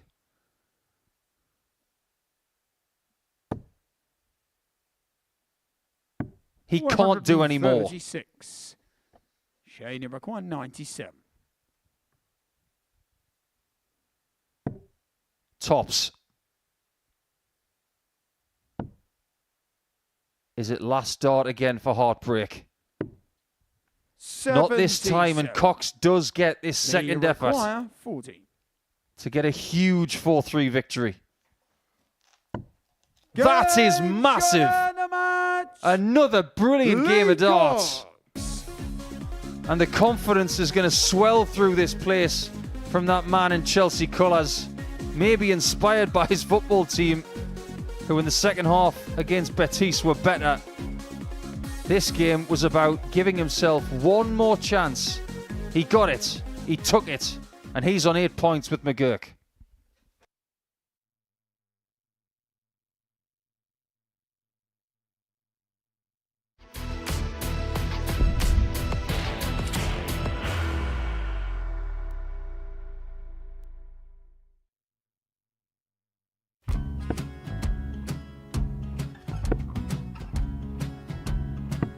$54. Charlie McGuire, 164.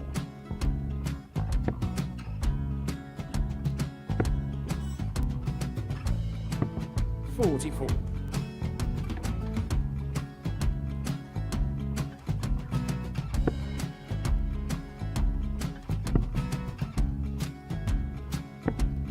$32. Charlie require 120. Well, 120. He's got a fair, at least 2 handfuls at this. Just needs to stay 60. there. That's a good shot. Halves his score. Leaves himself on a 2-darter.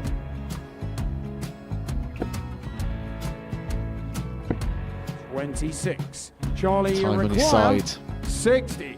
to become back-to-back singles champion.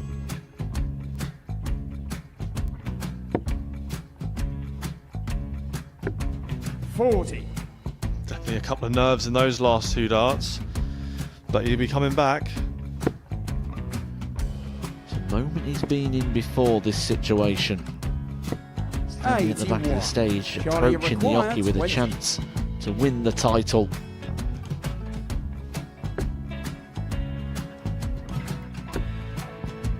He did this to win the first title, if you remember. 11. I think he's gone. Georgia I think he's gone to bust it, maybe. The first title he won, he wanted 20. He went 6-7-7 to win it. He had a chance to replicate it again. Yeah, I get the feeling that was for a bust. And 39. on that situation there, George Gage wasn't even 9. able to take it out going to the 18s on that switch. Yeah, I think he just panicked a bit, but he's done well to get that big one. Sometimes can be the hardest part. Georgia requires This is it. 79. It's got to be 19s. It's got to be 19s for this shot. Big 20 and a double. He's got the first one. He's going to get a match dart here.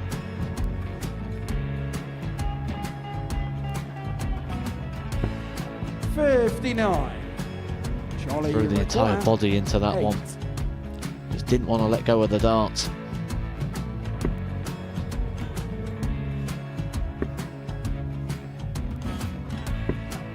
No score. He's given George a chance. George require 20. I think George has been quite good on double 10 today. So many opportunities for Charlie Murphy. Go Couldn't get the job Got done. in the match! And the Red Dragon George Modus Skate. Super Series Influencers Champion, George Skate!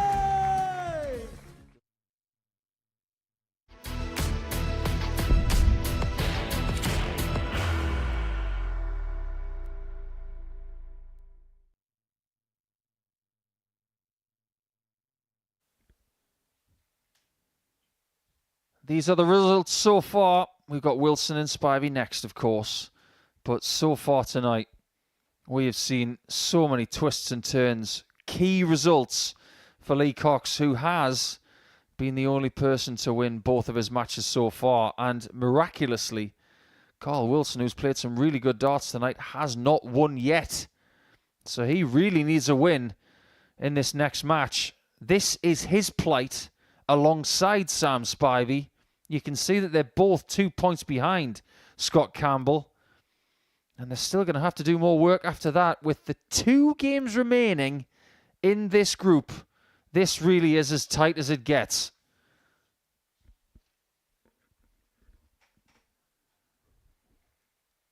Whoever loses this match, you've got to say that they're saying goodbye. 2 of the strongest players that we can invite back here in any week. But this is always going to happen in a group of this strength. Not everybody can qualify. Even Shane McGuirk, the WDF World Champion, he is struggling to get off 8 points. He has company in the shape of Lee Cox now, but Scott Campbell, who arguably First leg, it's has played some of the better darts this week, he's struggling to stay in the top 3. As for who wins this one, somebody pass me a coin. 134.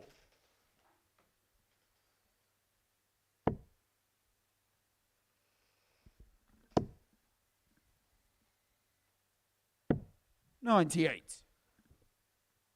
This is a scenario that I think both of them will really enjoy. If you could have said to the players, right, who do you want to play next? I think they both would have pointed at each other. It'd been that old Spider-Man meme, wouldn't it? Absolutely. Let's just go out there and get it on. And strong-minded dart players, which these 2 most definitely are, they don't shirk away from a challenge. The best they can do is 8 points now. 60. Neither of these guys are going to play a Scott Campbell for the rest of this table. 86. Campbell's got McGuirk. These guys, they want McGuirk to beat him. They will want Lee Cox to beat him in game 10 to keep him 80. on 6. If one of these players can win their next 2 games, they will jump Scott Campbell. But if you win one of those 2 games and Campbell wins 97. one match, Carly, neither of these players will qualify.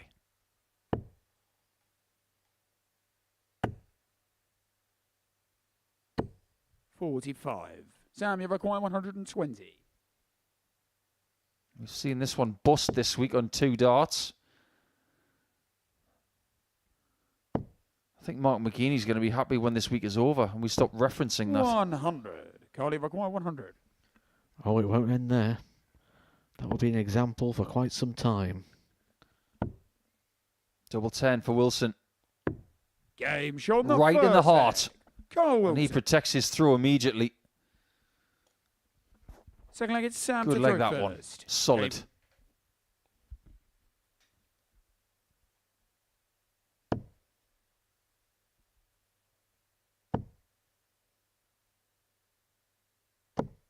121. One of these great dart players has got to crack at some point. They might not crack mentally, but one of them has got to go. 60.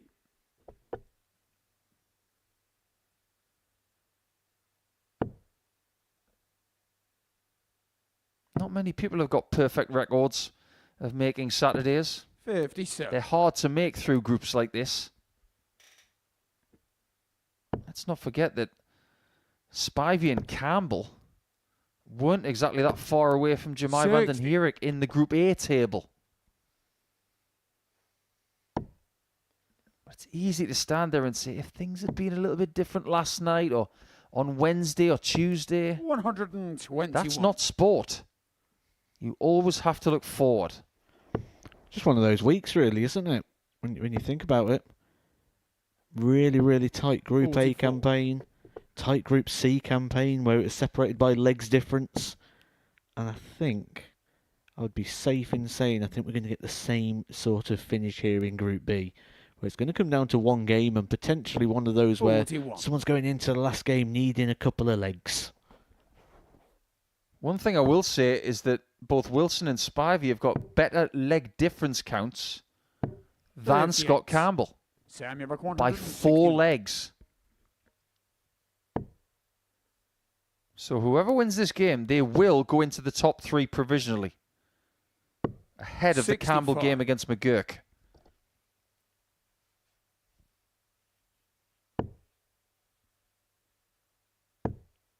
I have a funny feeling 100. Samuel Buck, that 196. some people are going to be qualified by the last game, and the last name will be confirmed in game 10. So whatever you're doing, wherever you're watching from, 56. don't go anywhere.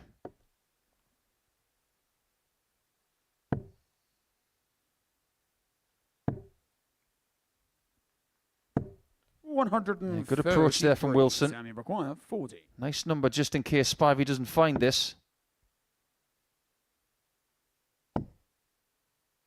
Double 10 for him this time. 30. That is an opening for Wilson. 46.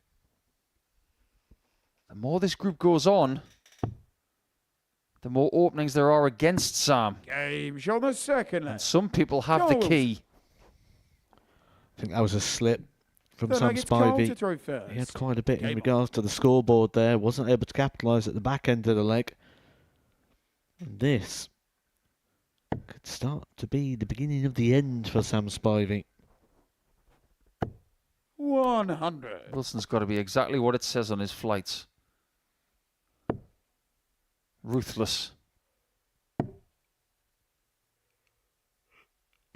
58.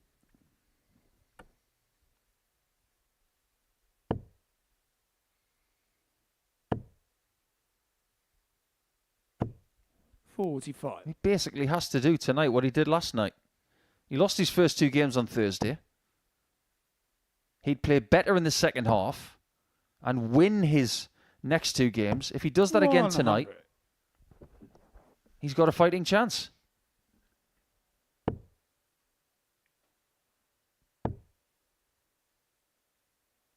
He 59. said in his interview a little bit earlier on that it was tough to play against a friend in Lee Cox in his first game of the group. It might actually boil down to the fact that beating him is what he has to do to get through, but only if he gets this victory. 140. It's been tight in the games that he's lost, hasn't he, Carl Wilson? He's lost 3 games by the scoreline of 4-3. 58. And in a group like this, Goalie require 157. that's most of your games.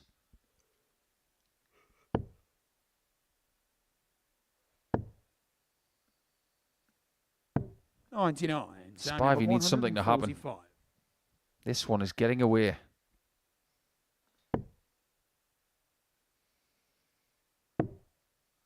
Just shy. So Wilson can stretch his lead to 3. 93. Goalie When required Spivey 58. beat Campbell 4-0, you're thinking at that stage, this is the start of Seaside Sam on the charge. On the third leg. He's being Go pegged Wilson. back. Fourth leg, it's Sam to throw first. Game It's on. just the one break of throw for Wilson. But this will feel like such an uphill task against a very confident player. 140. It's only an 82 average. It looks better than that. But the doubles, 3 hits from 4. 92. And yet again, Spivey's got the better average, but he's losing 3-0.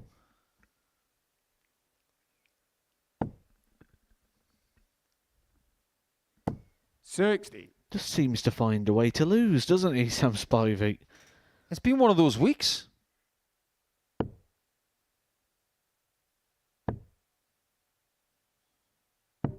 You're 59. not going to win every situation in this game.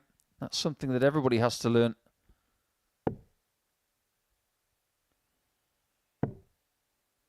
Even Luke Humphreys and Luke Littler will lose tournaments. 96.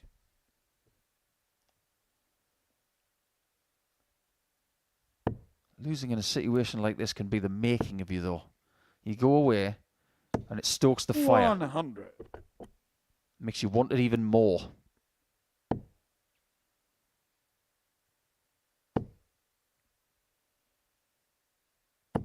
$100. Maybe if he can get 110 left here, it would have been enough to pressurise. 42. Sam, you require 105.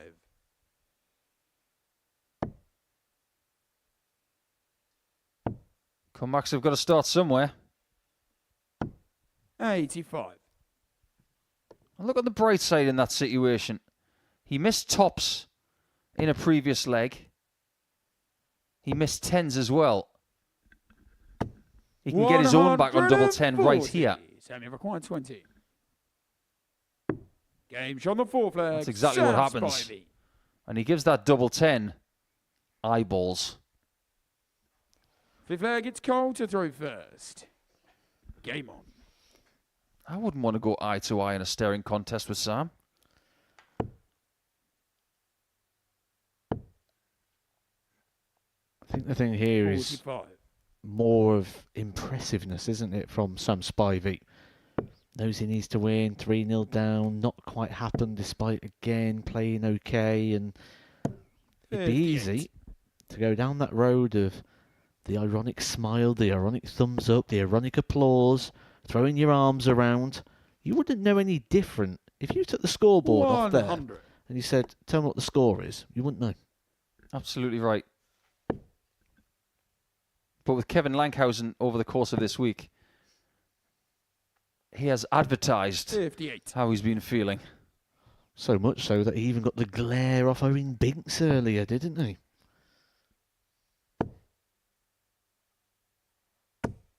$140. That's glaringly good. Yeah, referees have got lots of responsibilities. Calling scores, enforcing rules, 97. player welfare. Imagine having him looking after you. And nowadays, a bit of crowd management as well. Not so much today. Absolutely. 140. If you think refereeing is just calling some scores, it's a lot more than that. 94. Collie require 76. This is a dream scenario for Wilson in his quest. Double 8. 68. Ooh, that nearly bust it. I'd look on the bright side if I were him. That was not a good dart.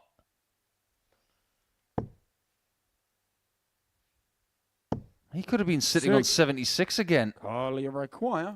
At least this way he's got 3 darts at double if he needs them. He doesn't need all of them. That is a huge win for Carl. Sam Spivey is saying goodbye-thee. It's not going to be him making it through this time. Scott Campbell now has company on 6 points in the shape of the very dangerous Carl Wilson. With that 4-1 victory and 50% on the doubles, we might add, he's put himself back into the top 3 provisionally ahead of McGuirk against Campbell, which is really, really important.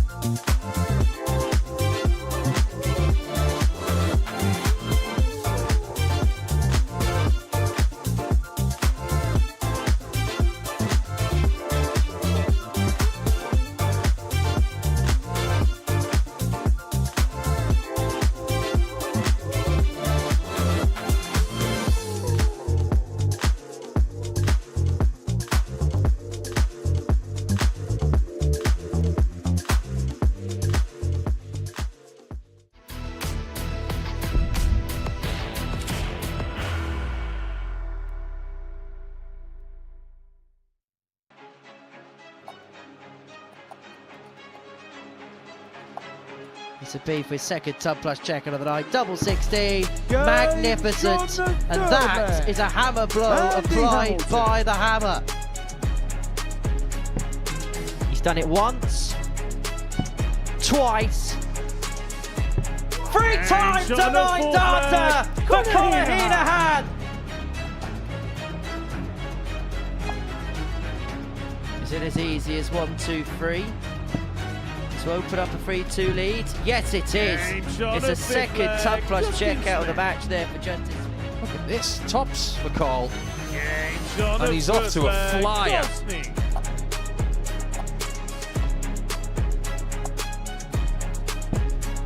Tops.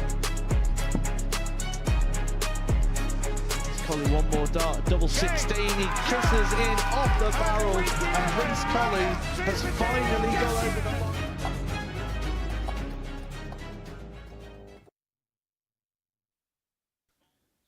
It's another strong week coming your way from Monday morning. Stop! Hammer time. Carl Sneed as well. And the likes of Joe Croft, regulars like Justin Smith, a weekly winner like Reece Colley, Conor Heenahan, the 3-time 9-darter hitter. And, of course, Michael Huntley will be back with Kelvin O'Keefe and Brandon Walsh in Group C. But Dave Fathom, he's a character. You might want to watch him next week. He could be trouble for a lot of the people in Group A. But Carl Sneed and Andy Hamilton, Joe Croft, there's so much to like about next week. And in this time slot next week, you're definitely going to watch Justin Smith, the bearded dragon. It's always fun when he's around. But the fun hasn't stopped in this week. We've now got 2 players on 8 points, 2 players on 6, and Sam Spivey, with only 1 game left, has left it too late. Unfortunately, he has left it just 1 step too far for this week. But this game, it really has big repercussions.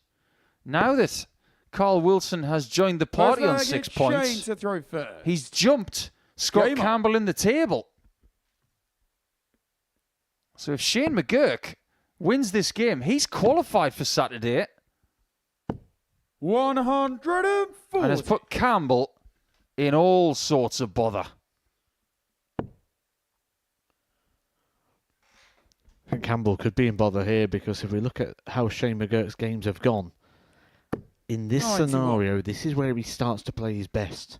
This is when he really finds that power scoring, which means Campbell is going to have to be at his A game here if he's going to get the victory against Shane McGuirk. 60. And we know that Campbell's A game here is around about 109. Hasn't shown it this week. But we know what the ceiling of performance can be.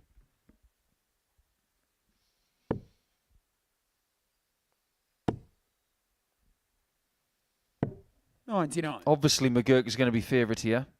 He's got the throw. He's got a better level of play. He's got more points. Probably got more innate confidence as well. 57.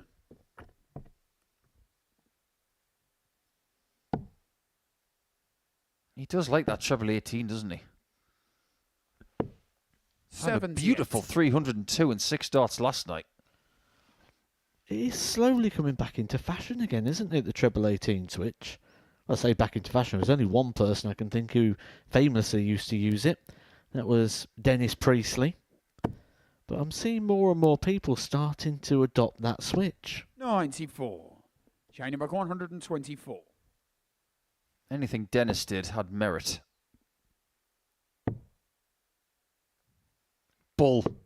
Game shot on the first leg. What more can you say? Shane McGuirk. That's just a classy shot. Second leg, it's Scott to throw first. Game on. It's respect as well, because you think about Campbell sitting on his number, which is 144. McGuirk didn't even think about laying up. 100. He plays the game of darts the way that Shane Lowry plays golf. They're both Irish Open champions. 55. And of course, at Royal Portrush in 2019, Shane Lowry won the Open on the island of Ireland. That's where the Open is this year.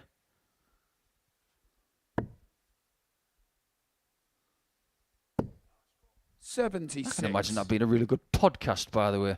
Shane and Shane, the world of golf and darts. I can imagine Lowry liking his darts. 140. I'd call it Shane times 2. Shane squared.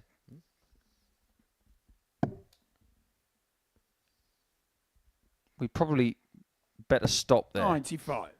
Because otherwise we're going to go down the AI angle of Shane squared. Oh, I could make a cube Shane McGuirk. 139. Somebody right now might be making an equation using the faces of Shane Lowry and Shane McGuirk.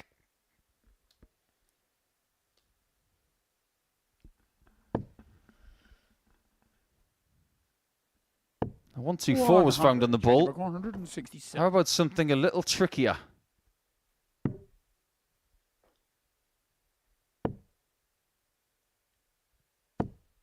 139. Next best Scott, thing. you require 90. He's turning up again. Campbell has got to find this.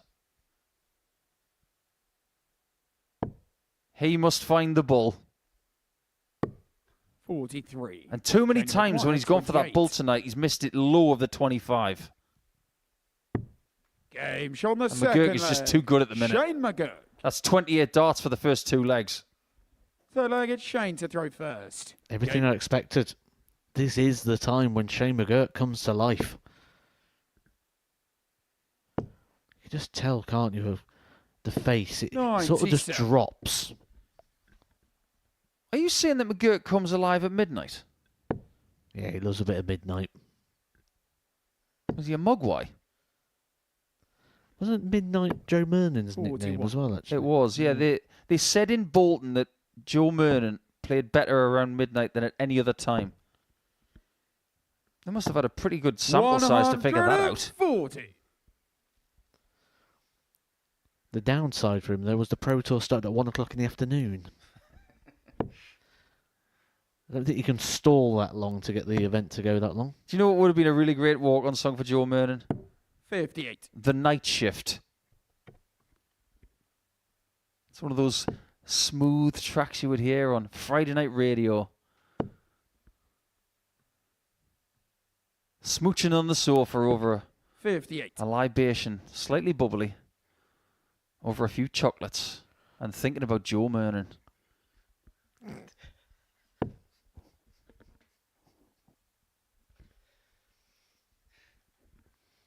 I have an update for you, Paul.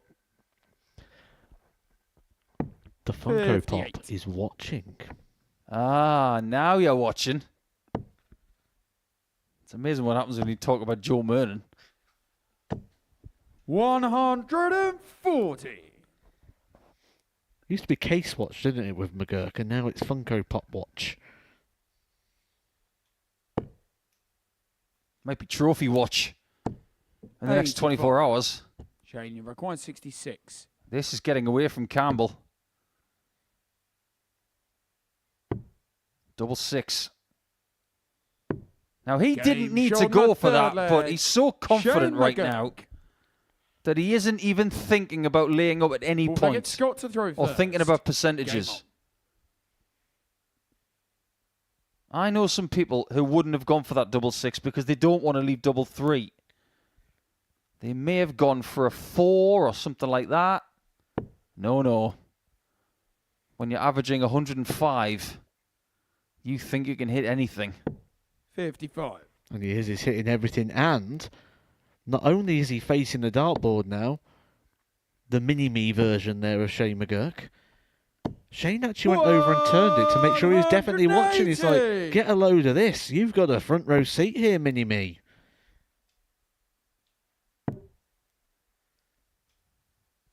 $96. Next thing you know, he's going to be swinging his knees in time. Because he has got his hands on his hips. 100.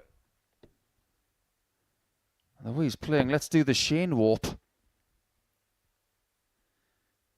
This is not a game that has lasted very long. And it might be over in the next 60 96. seconds. This could be the one result that is catastrophic for Campbell. 45.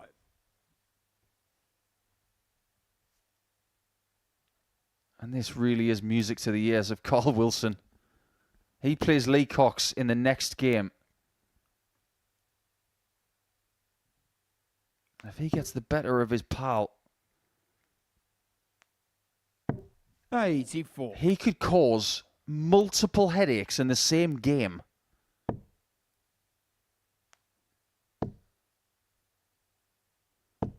$100. Scott, you require 107. If this doesn't go, McGuirk has got 76 to qualify.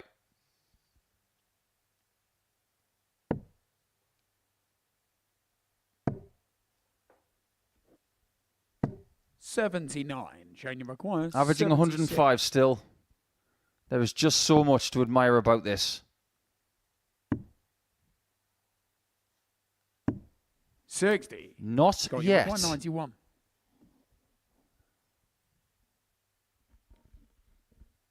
The eternal words of the great Odin of Asgard. Not yet.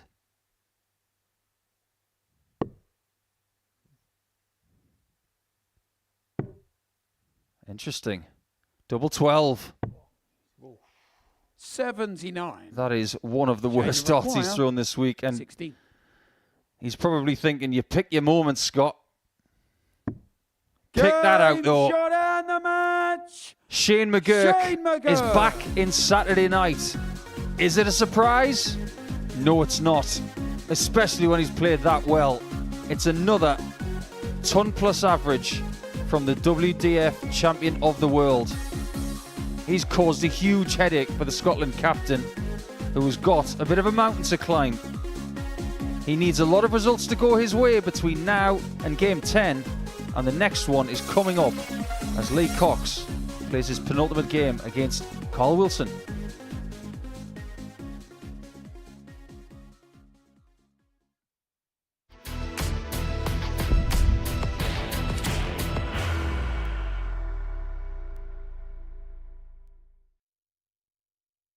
Are you ready to lift that trophy, Darius?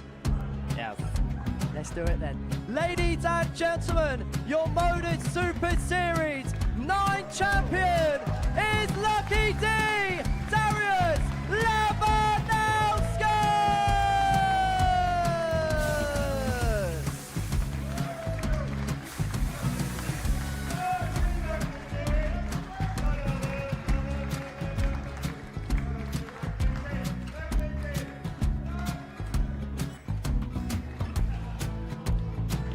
Well, what a wonderful night of darts we have seen, and we are ready. Our champion is ready, and it's trophy time.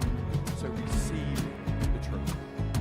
£25,000. The new Modus Super Series champion, the Terminator, Marvin Van Velzen.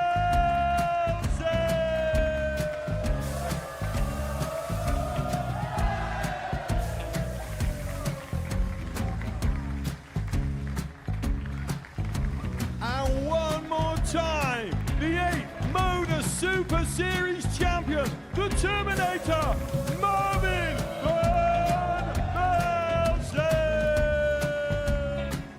And the new Modus Super Series champion is Andreas Dirty Harrison.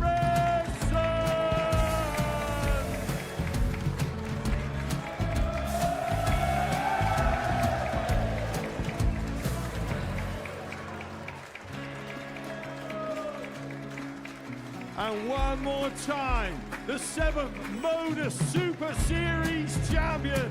Give it up for Andreas Dirty Harrison. The moment we've all been waiting for. Would you please show your appreciation for your Series 6 Modus Super Series champion, Scott Taylor?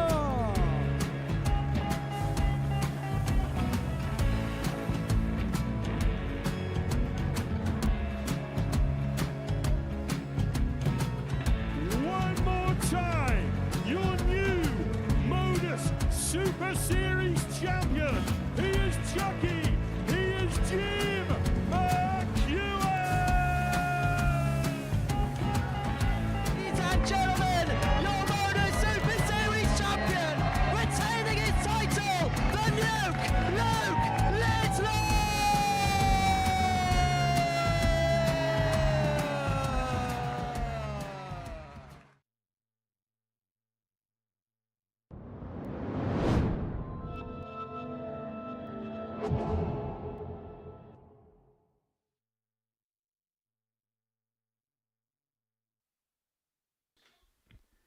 Hello and welcome back to the melting pot. That is the Live Lounge in Portsmouth. This table is about as complicated as trying to solve pi with an abacus. So we're not going to try. We're going to see what happens in this game, and then we're going to follow with a little bit more calculation. Safely put, everybody's still in. Sam Spivey really is hanging on with his last fingernail. And as far as Scott Campbell is concerned, he's just been dealt First leg, it's Lee to throw first. a bit of a dodgy hand after losing 4-0 to Shane McGuirk. But one thing is for sure. If Carl Wilson wins this game, 99. Spivey is goodbye-vy. And the way he played in his previous game, 58. he should cause Lee Cox problems. But Lee's got 2 games left. This is the end for Wilson. He's got 1 game to influence this table. 42. If he doesn't do so, he will be vulnerable. Even though he's got the same points as Scott Campbell, 42. that's 6. He has got a better leg difference by 11 points.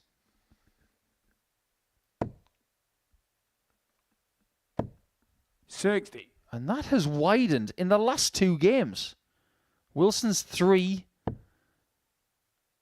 win against Sam Spivey, and then that 4-leg defeat for Campbell has seen that gap widen dramatically. And it might just be the thing that helps Wilson at the end of the night. 140. But while he's still throwing darts at the hockey, he can help himself.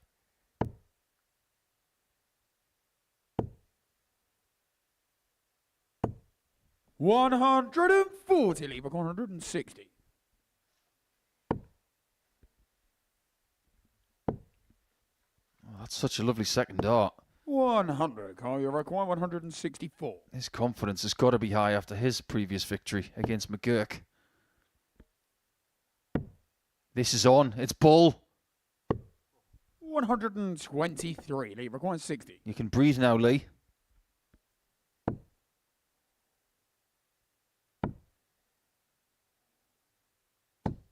$20. Not Carl, quite. require 41. Can he afford chances to be missed like that? 9. Turns out he Leave can. require 40. Tops it is for Lee once again.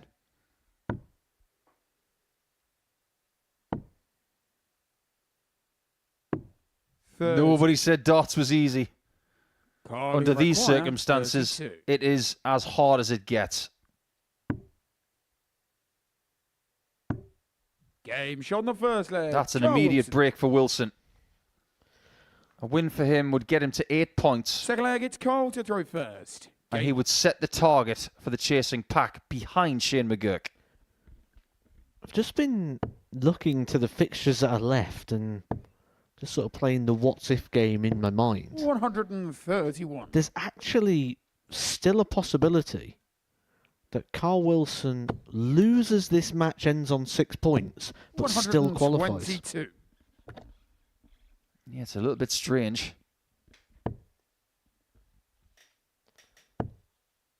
So Cox wins. 180. McGuirk wins the next one. And then Cox wins the last match. Wilson would be in 140. on 6. And that doesn't happen every week.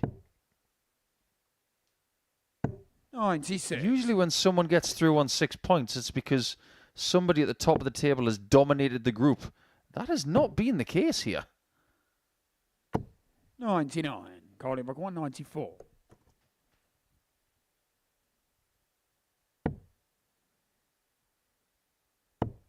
Great second dart. 88. 78. Leave require 140. I would love to see Wilson's darts through the air in slow motion. I think there's a whole load of fishtailing going on. Yeah, it's an unusual 116. setup, isn't it, in regards to the very small standard at the back of the flight. Seems to work. Game shot on the second. It's a nice leg. little flick on at the Go front Wilson. post, isn't it? 2-0 to Wilson. Yeah, the equipment certainly complements the grip, Feel like doesn't it's Lee it? to throw first. Game Gotta have the two working in tandem. He's working really well for him here. 140. Confirmed the breaker throw is halfway to victory. He'll probably feel a win here is enough. Lee Cox will come back. He'll end the show against Scott Campbell. Who knows what could be riding on that game when it comes around. 78.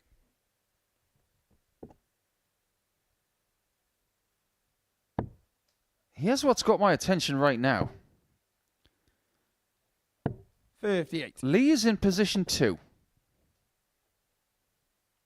If he loses to Wilson, he's going to lose that position. And if he loses heavily 60. to Wilson,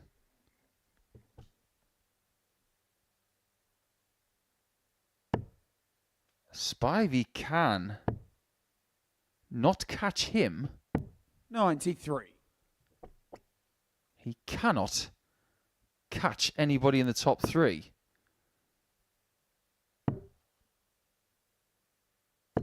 But 99. Lee leaves himself Carly just a Buckman, little bit 107. vulnerable. If he loses heavily,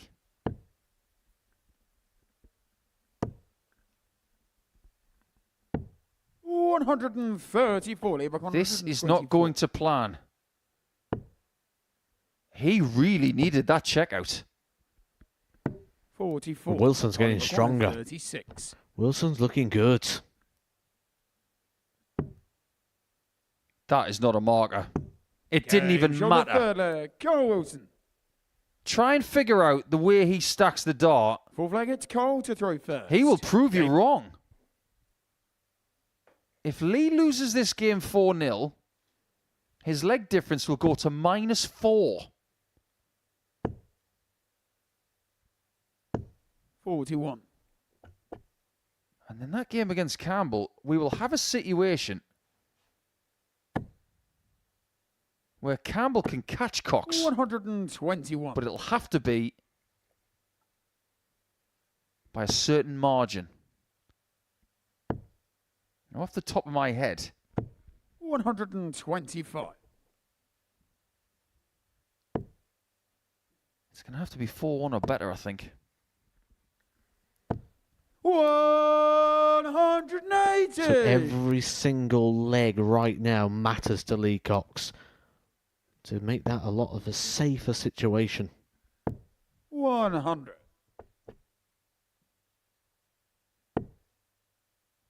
Yeah, 4-leg swing's not enough. It'd have to be a 6-leg swing.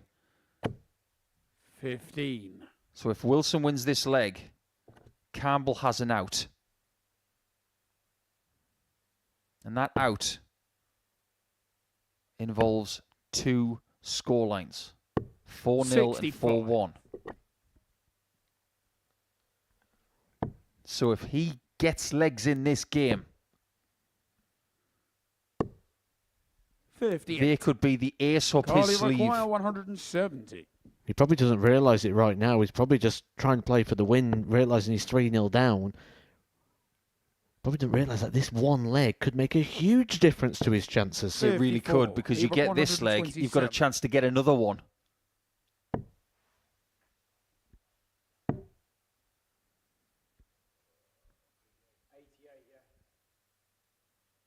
Since when has 59. Lee Cox Carly ever done 160. anything the easy way? What is it about this guy? He just seems to be able to find things 60. when he really needs them. Wilson is 56 away from being in a very good position. But this is massive. 36. Carly require 56. This is for 8 points and a likely qualification. Game shot. It's and another the 4-0 match. tonight. Cole The leg Wilson. swings here this evening are quite unbelievable. Almost unable to comprehend. We've just seen how things can go wrong when you've just had a brilliant victory against the champ of the world. Wilson wins by 4-0, and now we go to Spivey, who is now out, up against McGuirk, who's already through.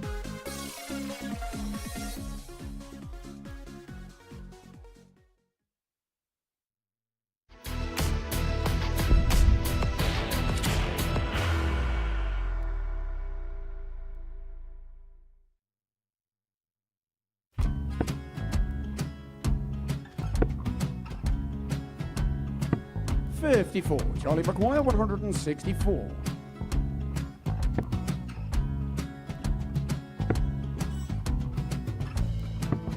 $44.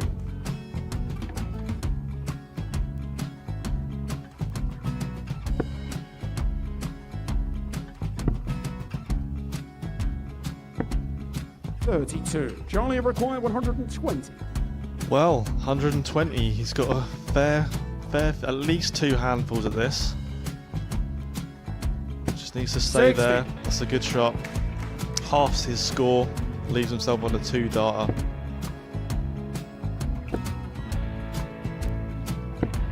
$26. Charlie Time on his McGuirk, side 60. to become back-to-back singles champion.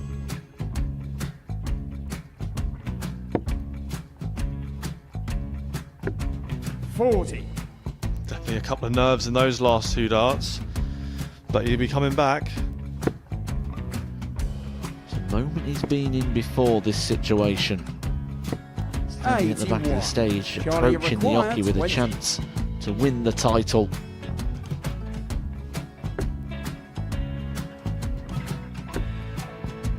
He did this to win the first title, if you remember. 11. I think he's gone. Georgia I think McGuirk, he's gone to 118. bust it, maybe. The first title he won, he wanted 20. He went 6-7-7 to win it. He had a chance to replicate it again. Yeah, I get the feeling that was for a bust. And 39. on that situation there, George Scaife wasn't even able to take it out going to the 18s on that switch. Yeah, I think he just panicked a bit, but he's done well to get that big one. Sometimes can be the hardest part. Georgia McGuirk, This is it. 79. It's got to be 19s. It's got to be 19s for this shot. Big 20 and a double. He's got the first one. He's going to get a match dart here.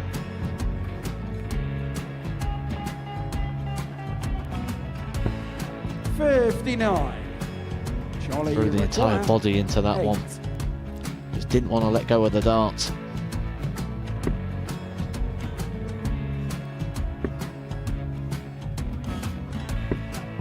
No score. He's given George a chance. Georgia McGuirk, 20. I think George has been quite good on double 10 today. So many opportunities for Charlie Murphy. Go Couldn't get the gets job it. done. Got out the match! And the Red Dragon George Modus Scaife. Super Series Influencers Champion, George Scaife!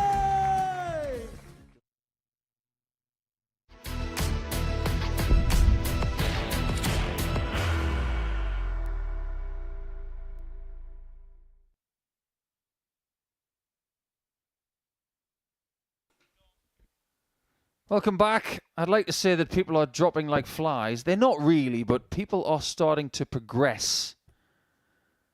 McGuirk is through and has done that with a game to spare. Unfortunately for Sam Spivey, he's been eliminated with a game to spare. He can't trouble the top 3 now, so it is disappointment for Sam, and he's not going to keep up a First leg, it's perfect Sam Saturday to throw record. first. Game on. Not a bad way to say goodbye, though. A game against Shane. But they are going in different directions over the next 30 minutes. 59. Be a massive disappointment, won't it, for Spivey? He's the sort of player that'll come here and think minimum Saturday night. 82. It's a long travel all the way down from Scarborough. You want to make it pay. You want to get to that money day. Sure, there'll be another opportunity 93. for him in 2025 to try and pick up a series title. But that probably won't feel like too much of a consolation right now.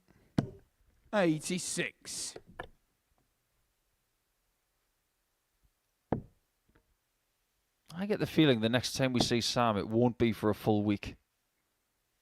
100. I think he'll want to go back to his original plan of maybe just doing a 2-day group, because it worked before. 99. Doing the full week this time hasn't worked for him. But we do have the repercussions of what's happened over the last 18 games 83. coming into these last two. This one could see Shane McGuirk win the group on 12 points if he wins. 180. He's going to win the group anyway, isn't he? Even if he loses. But the mood he's in right now, 56. Shane McGuirk, 54. it doesn't look like he's going to lose this game. And this is leg one. Game show. Sorry, the first it was. leg. Shane McGuirk. Second leg, it's Shane to throw first. Shane's like Game. perpetual motion when he gets going. He can go all night long.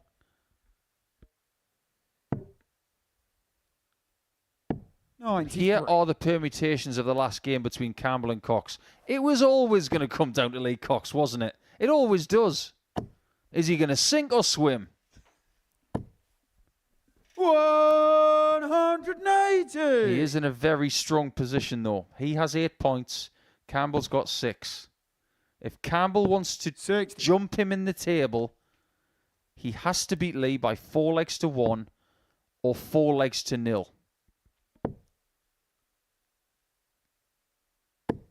140. And he's going to know that when he addresses the Oki in the next match. He'll know everything. 180. Boy, I just love it when a dart player hits a 180 and shakes their head. What more do you want? 141. Well, you can't have so much more than that, leaving 40 after 9. 60. Sammy McGuirk, 40. Are these guys speeding up?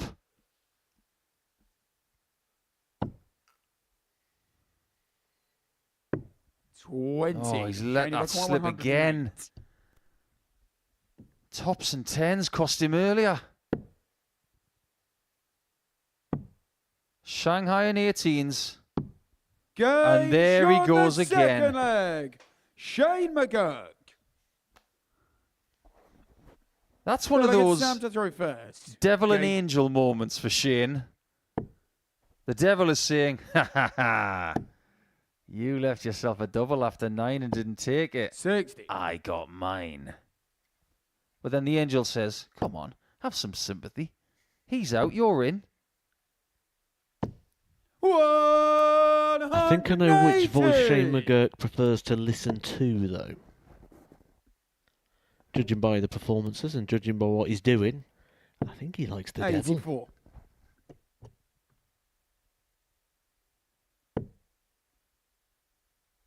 He might have borrowed Ralph Wiggum's evil leprechaun.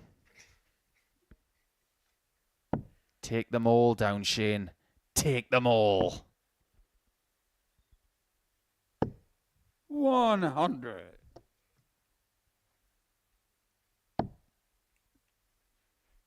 If he plays like this tomorrow night, 180. seriously, everyone will have to lift their game. As the night gets colder, McGuirk is improving. 140. Shane, you're recording 42. 16s. 10. I'm amazed that didn't Sammy go in. 117. That was a dream guide.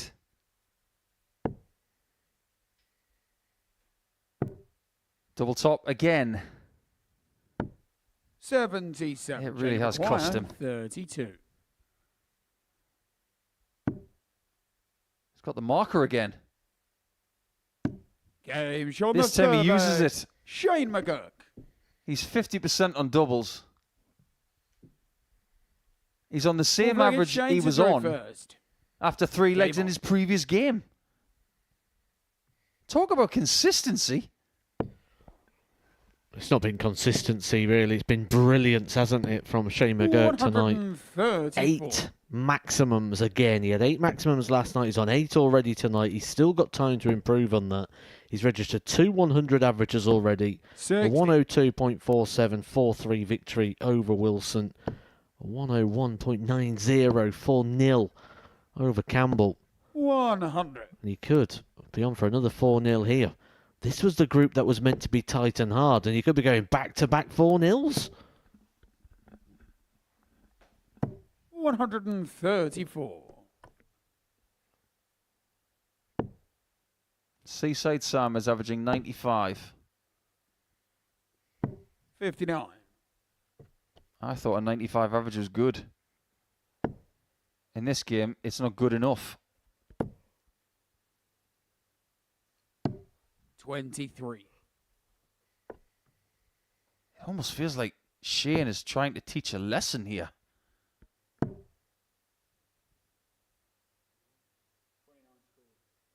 Probably wants to stay downstairs here. 48. Yeah, well thought out. And if he takes out that 160, he may just mimic the average he had in game 7. 100. Shane, you require 160. It's a tall task.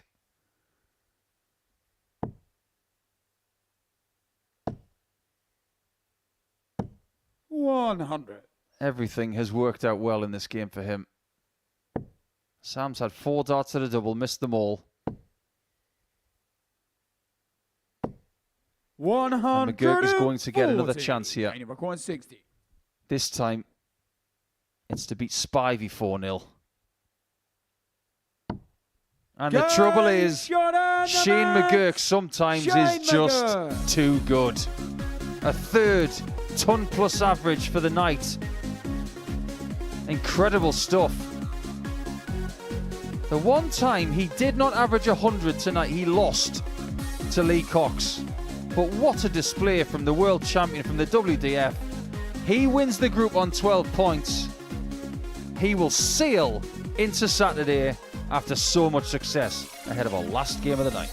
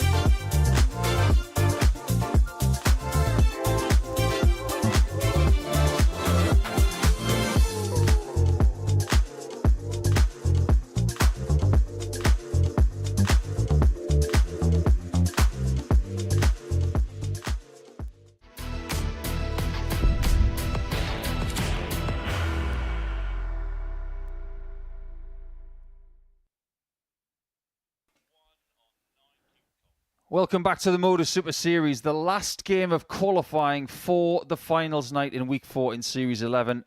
And we did warn you a little bit earlier on tonight that it would come down to the last match of the group. It has done so, and this is what we've got for you. Lee Cox is in a qualifying spot right now. If he can win 2 legs in this game, he will remain in that position. Scott Campbell has to win this game, and he has to win it by 3 legs or by 4 legs. Tonight we have already had 4 4-0 scorelines, so they are possible. And we've also had 1 4-1 scoreline, which would be good enough. But we have to be honest, even though everybody has got points this evening, Campbell hasn't won since game 1. That was against Wilson. Since then, he has been stopped. He needs a win, he needs a performance, and he needs it now. 140. Well, strong start. And in this situation, always makes you wonder who you'd rather be. Would you rather be Lee Cox, who doesn't need to win, just needs to make sure he gets some legs, or Scott Campbell, who you just got to come out and throw everything at it? It's almost attack versus defence. 83. I'd definitely rather be Lee Cox. I would have that mentality of go out there and go and win it. 45. And use like the leg scenario as a safety net rather than a target. Absolutely. Get your first leg on the board early and then just go for that second one. And don't take your foot off that pedal at any point. Stay sharp. I wonder if Lee Cox knows the scenario as well. Well, this is his 14th visit here. 100. He's been in these positions before. He surely knows. Having said that, we were talking to Kurt Parry this afternoon, post-Group C, and he was ignorant. 100. And he's played here loads of times.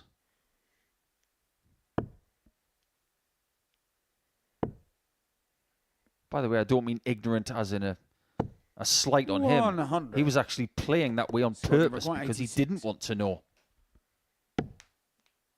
Double 16. And that leg didn't take very long. Scott Campbell. Second leg, it's Lee to throw first. Game on. When you play in a lot of consecutive Saturdays, 140. and you come back here, you don't want to miss one.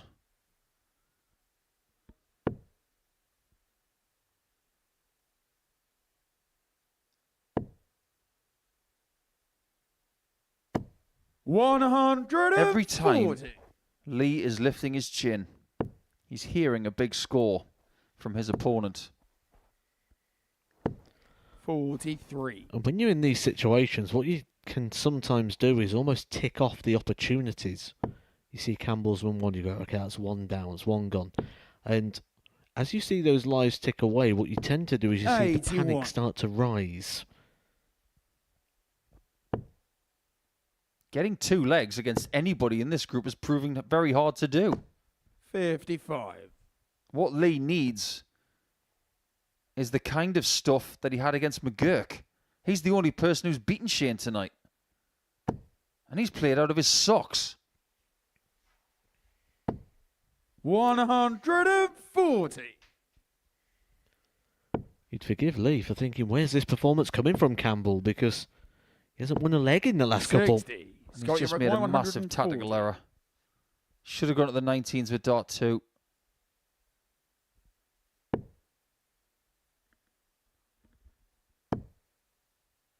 Campbell is picking up these trebles all of a sudden that he wasn't doing earlier. He's finding blocked beds. He's finding valuable trebles. 100. And he's very close to breaking 40. Lee.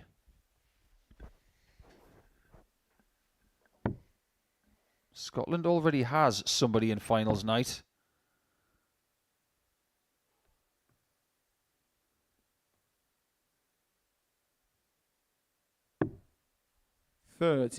This is a chance. He needs a treble in the first 2 darts. There it is. Tops. 83. It had a look. Scott, you require 10. He was hopeful when he was walking up that it was good, and it was just a little bit short. Great attempt.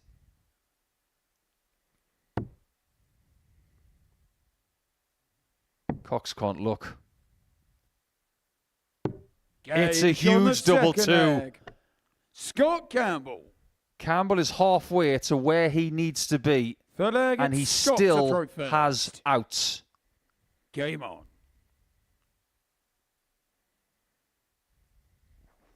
He can afford to lose 1 leg.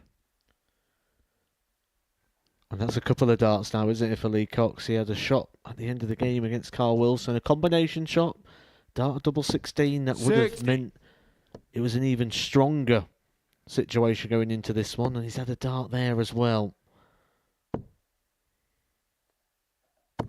140. You are asking questions of yourself in situations like this. Things like, how strong am I? And it's what you ask yourself 96. and how you answer them that define how you perform. In this time now, you've kind of, the panic's gone. You've been broken. You fear 60. the situation more than it actually is there. The threat of something is obviously, or more often than not, worse than the actual experience. And maybe right now he believes that he's experiencing it, and 140. he steps it up a level. I think we're going to get a bit of a fanfare finish here.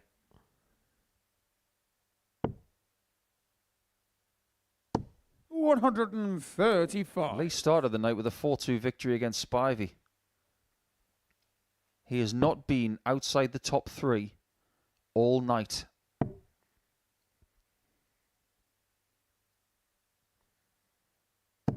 $134. He is being outplayed.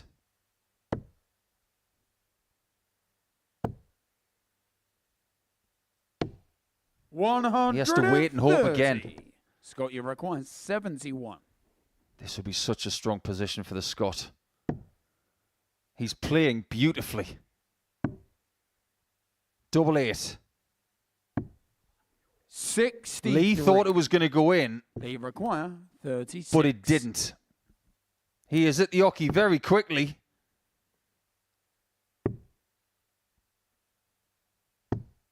$27.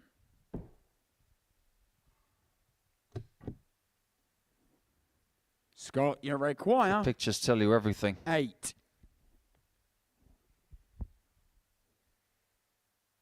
Tension in darts makes for drama. Double 4 for Campbell.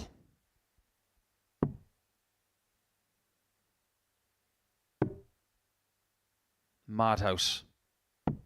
No score. It's another chance, but this Lee is require not easy. 9. Take a breath, Lee.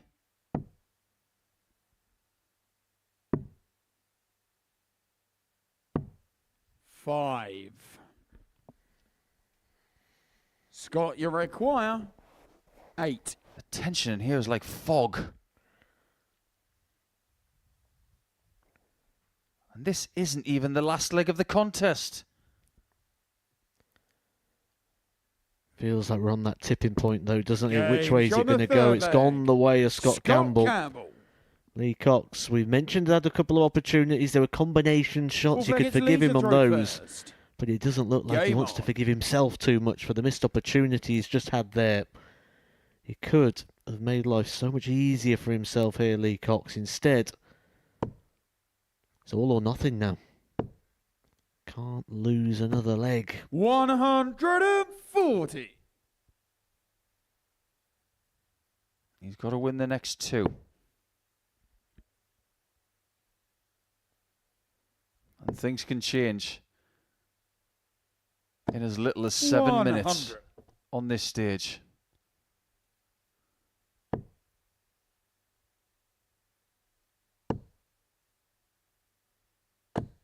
$100.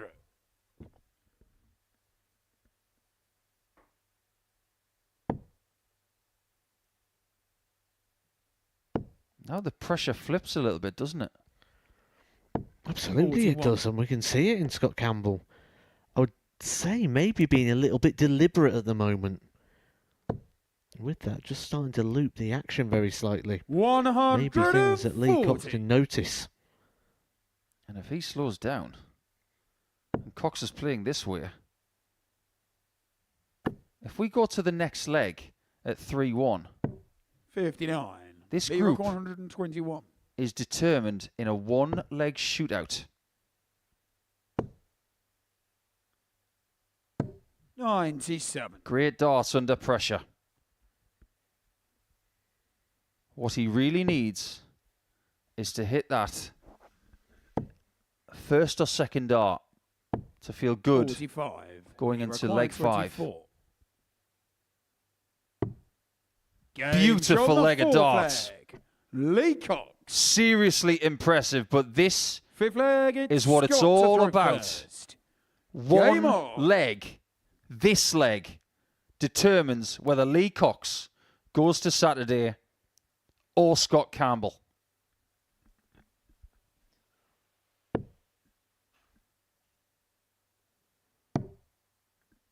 My first thought was a lot of this pins on the first 3 darts 80. here at Campbell. He's done the minimum requirement. He's found 1 treble.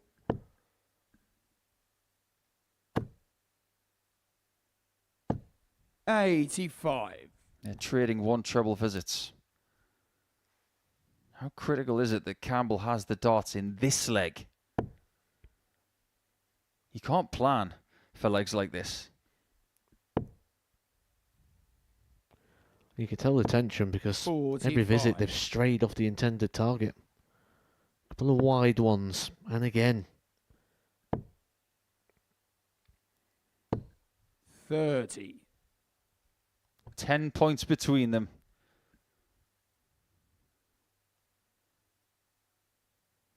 This is what's strange about this. If Cox wins this leg, there's still a match to finish.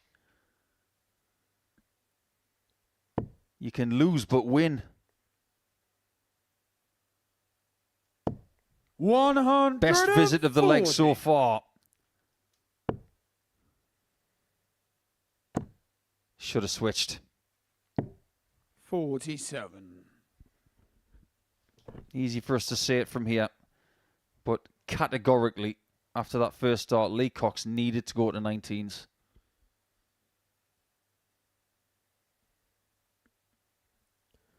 Well, Lee Cox hit a treble with his opening dart in this leg. He hasn't found anything with the next 8. That has given Scott Campbell 100 points lead plus those. And Lee Cox can't leave a finish with a maximum.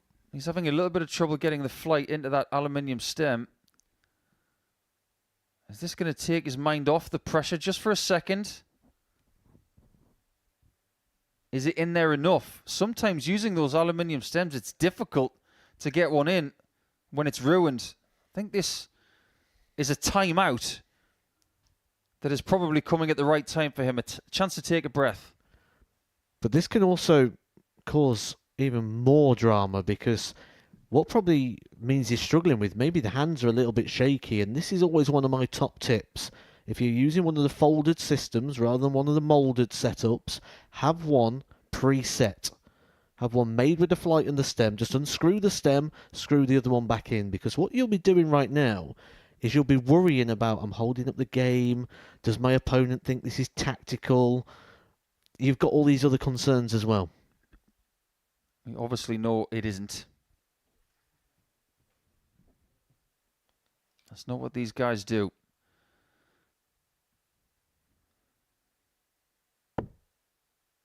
He hasn't thrown a dart for a little bit of time, so maybe he's gone a little bit cold. 55. And that deficit is quite wide. If Lee is going to survive, he's going to need Campbell to make mistakes. There have been some. The averages are separated pre this visit by 0.01. 60.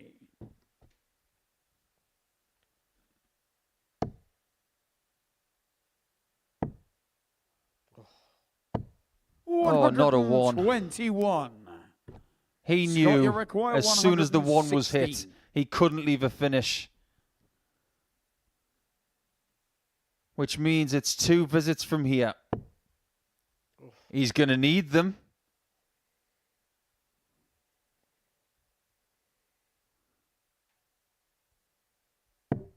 If you haven't been in this situation before, in a one-leg shootout, you can't understand the pressure these guys are under. 27. I have my hand in the air. I know how they feel. I know you do, Matt. You're just praying for that one visit, aren't you? That one moment. And that could be it. That's a big hit. A big last You start. require 89. Who's going to get the first dart to win this leg? It might not even be the last leg of the match. After everything that's happened in this leg, they know everything. There is a match start. It's a 5-5. Game shot in the match. Scott Campbell. What more is there to say? Lee Cox was in the top 3 all night long. He needed 2 legs. He didn't get them. And Scott Campbell has got through this group by the tightest of margins, by a single leg. He will not believe the situation he has been through this week. 23 games, and it came down to 1 leg at the end. Unbelievable drama at the end of week 4. And this is all before Saturday night even starts. We will chat about it after the break.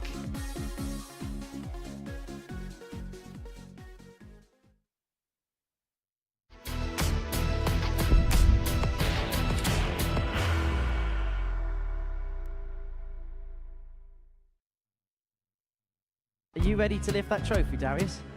Yes. Let's do it then.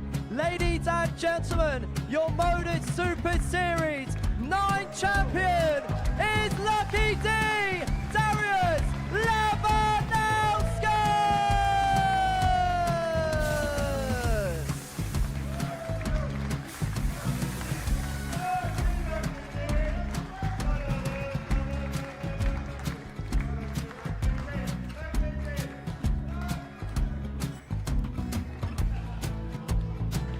Well, what a wonderful night of darts we have seen, and we are ready.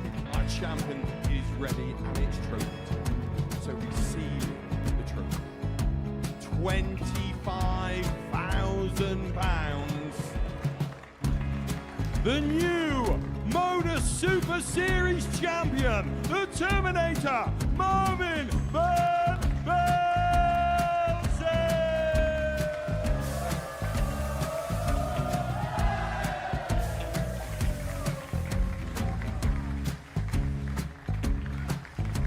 And one more time, the 8th Modus Super Series champion, the Terminator, Marvin Van Velzen. And the new Modus Super Series champion is Andreas Dirty Harrison.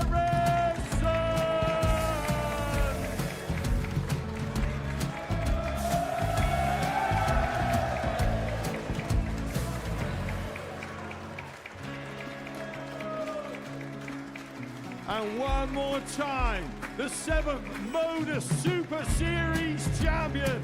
Give it up for Andreas Dirty Harrison. The moment we've all been waiting for. Would you please show your appreciation for for your Series 6 Modus Super Series champion, Scott Taylor.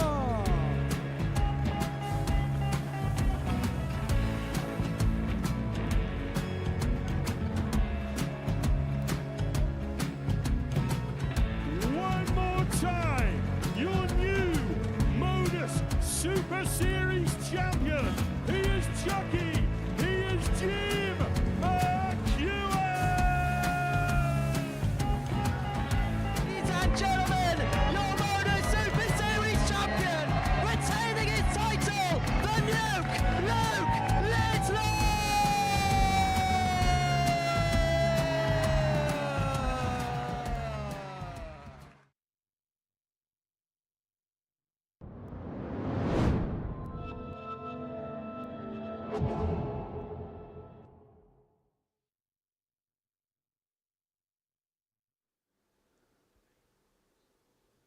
Welcome back to the Modus Super Series. These are the final 4 results.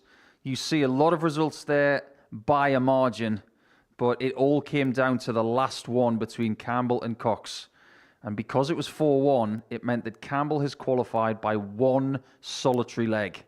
Lee Cox was in 3rd position or 2nd position all night long until the very last game. You can see that he won more legs than Campbell, but the leg difference comes first. He had -6, Cox had -7, and he doesn't qualify on 8 points, and that doesn't happen every week. So McGuirk has won the group. He played some stunning stuff tonight, but we are joined by the Scotland captain, Scott Campbell. Well, Scott, that was dramatic to say the least. You've just been saying to us that you have struck up a bit of a kinship with Lee Cox over the last couple of days.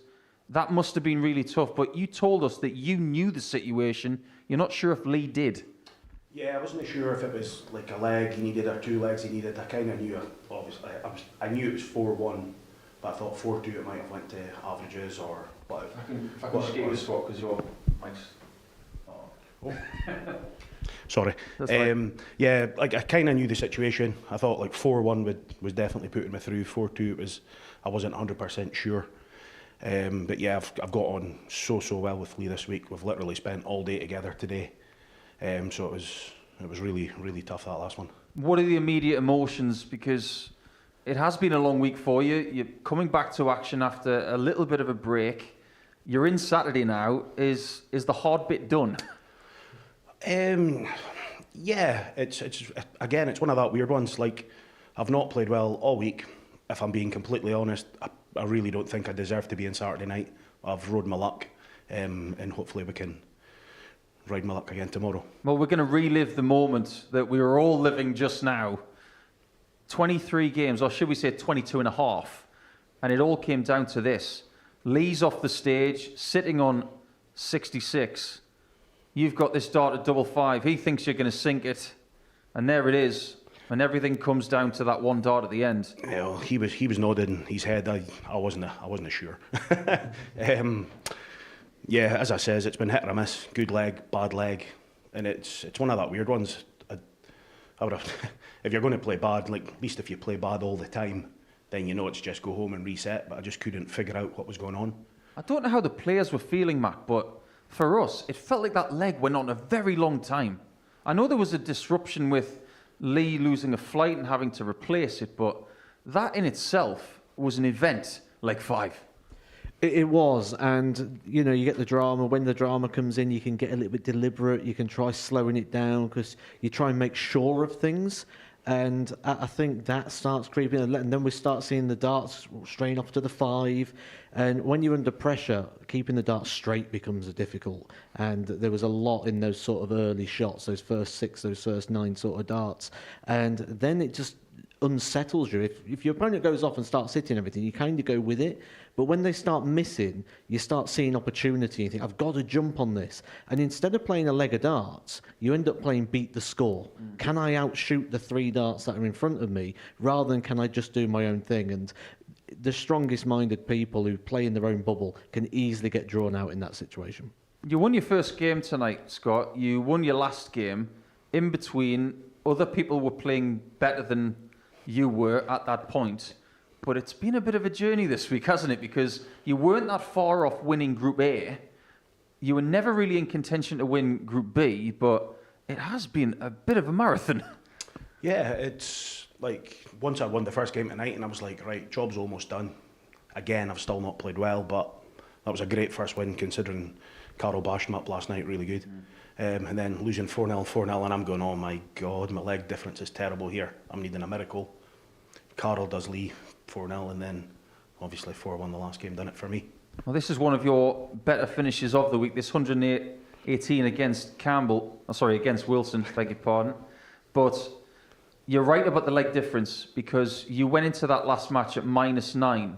Matt and I were talking about a key moment in one of Lee's previous games. If he'd found a double 16 against Wilson, you would have had to beat him 4-0, and maybe there were multiple moments tonight that were shining for you. Yeah, 100%. That 118 that you just showed, if that 118 doesn't go and Carl takes that leg, that's just the same scenario. That's another leg that's gone. So, yeah, just another one of these weeks that's just kind of snuck through. Is it a question now of looking forward?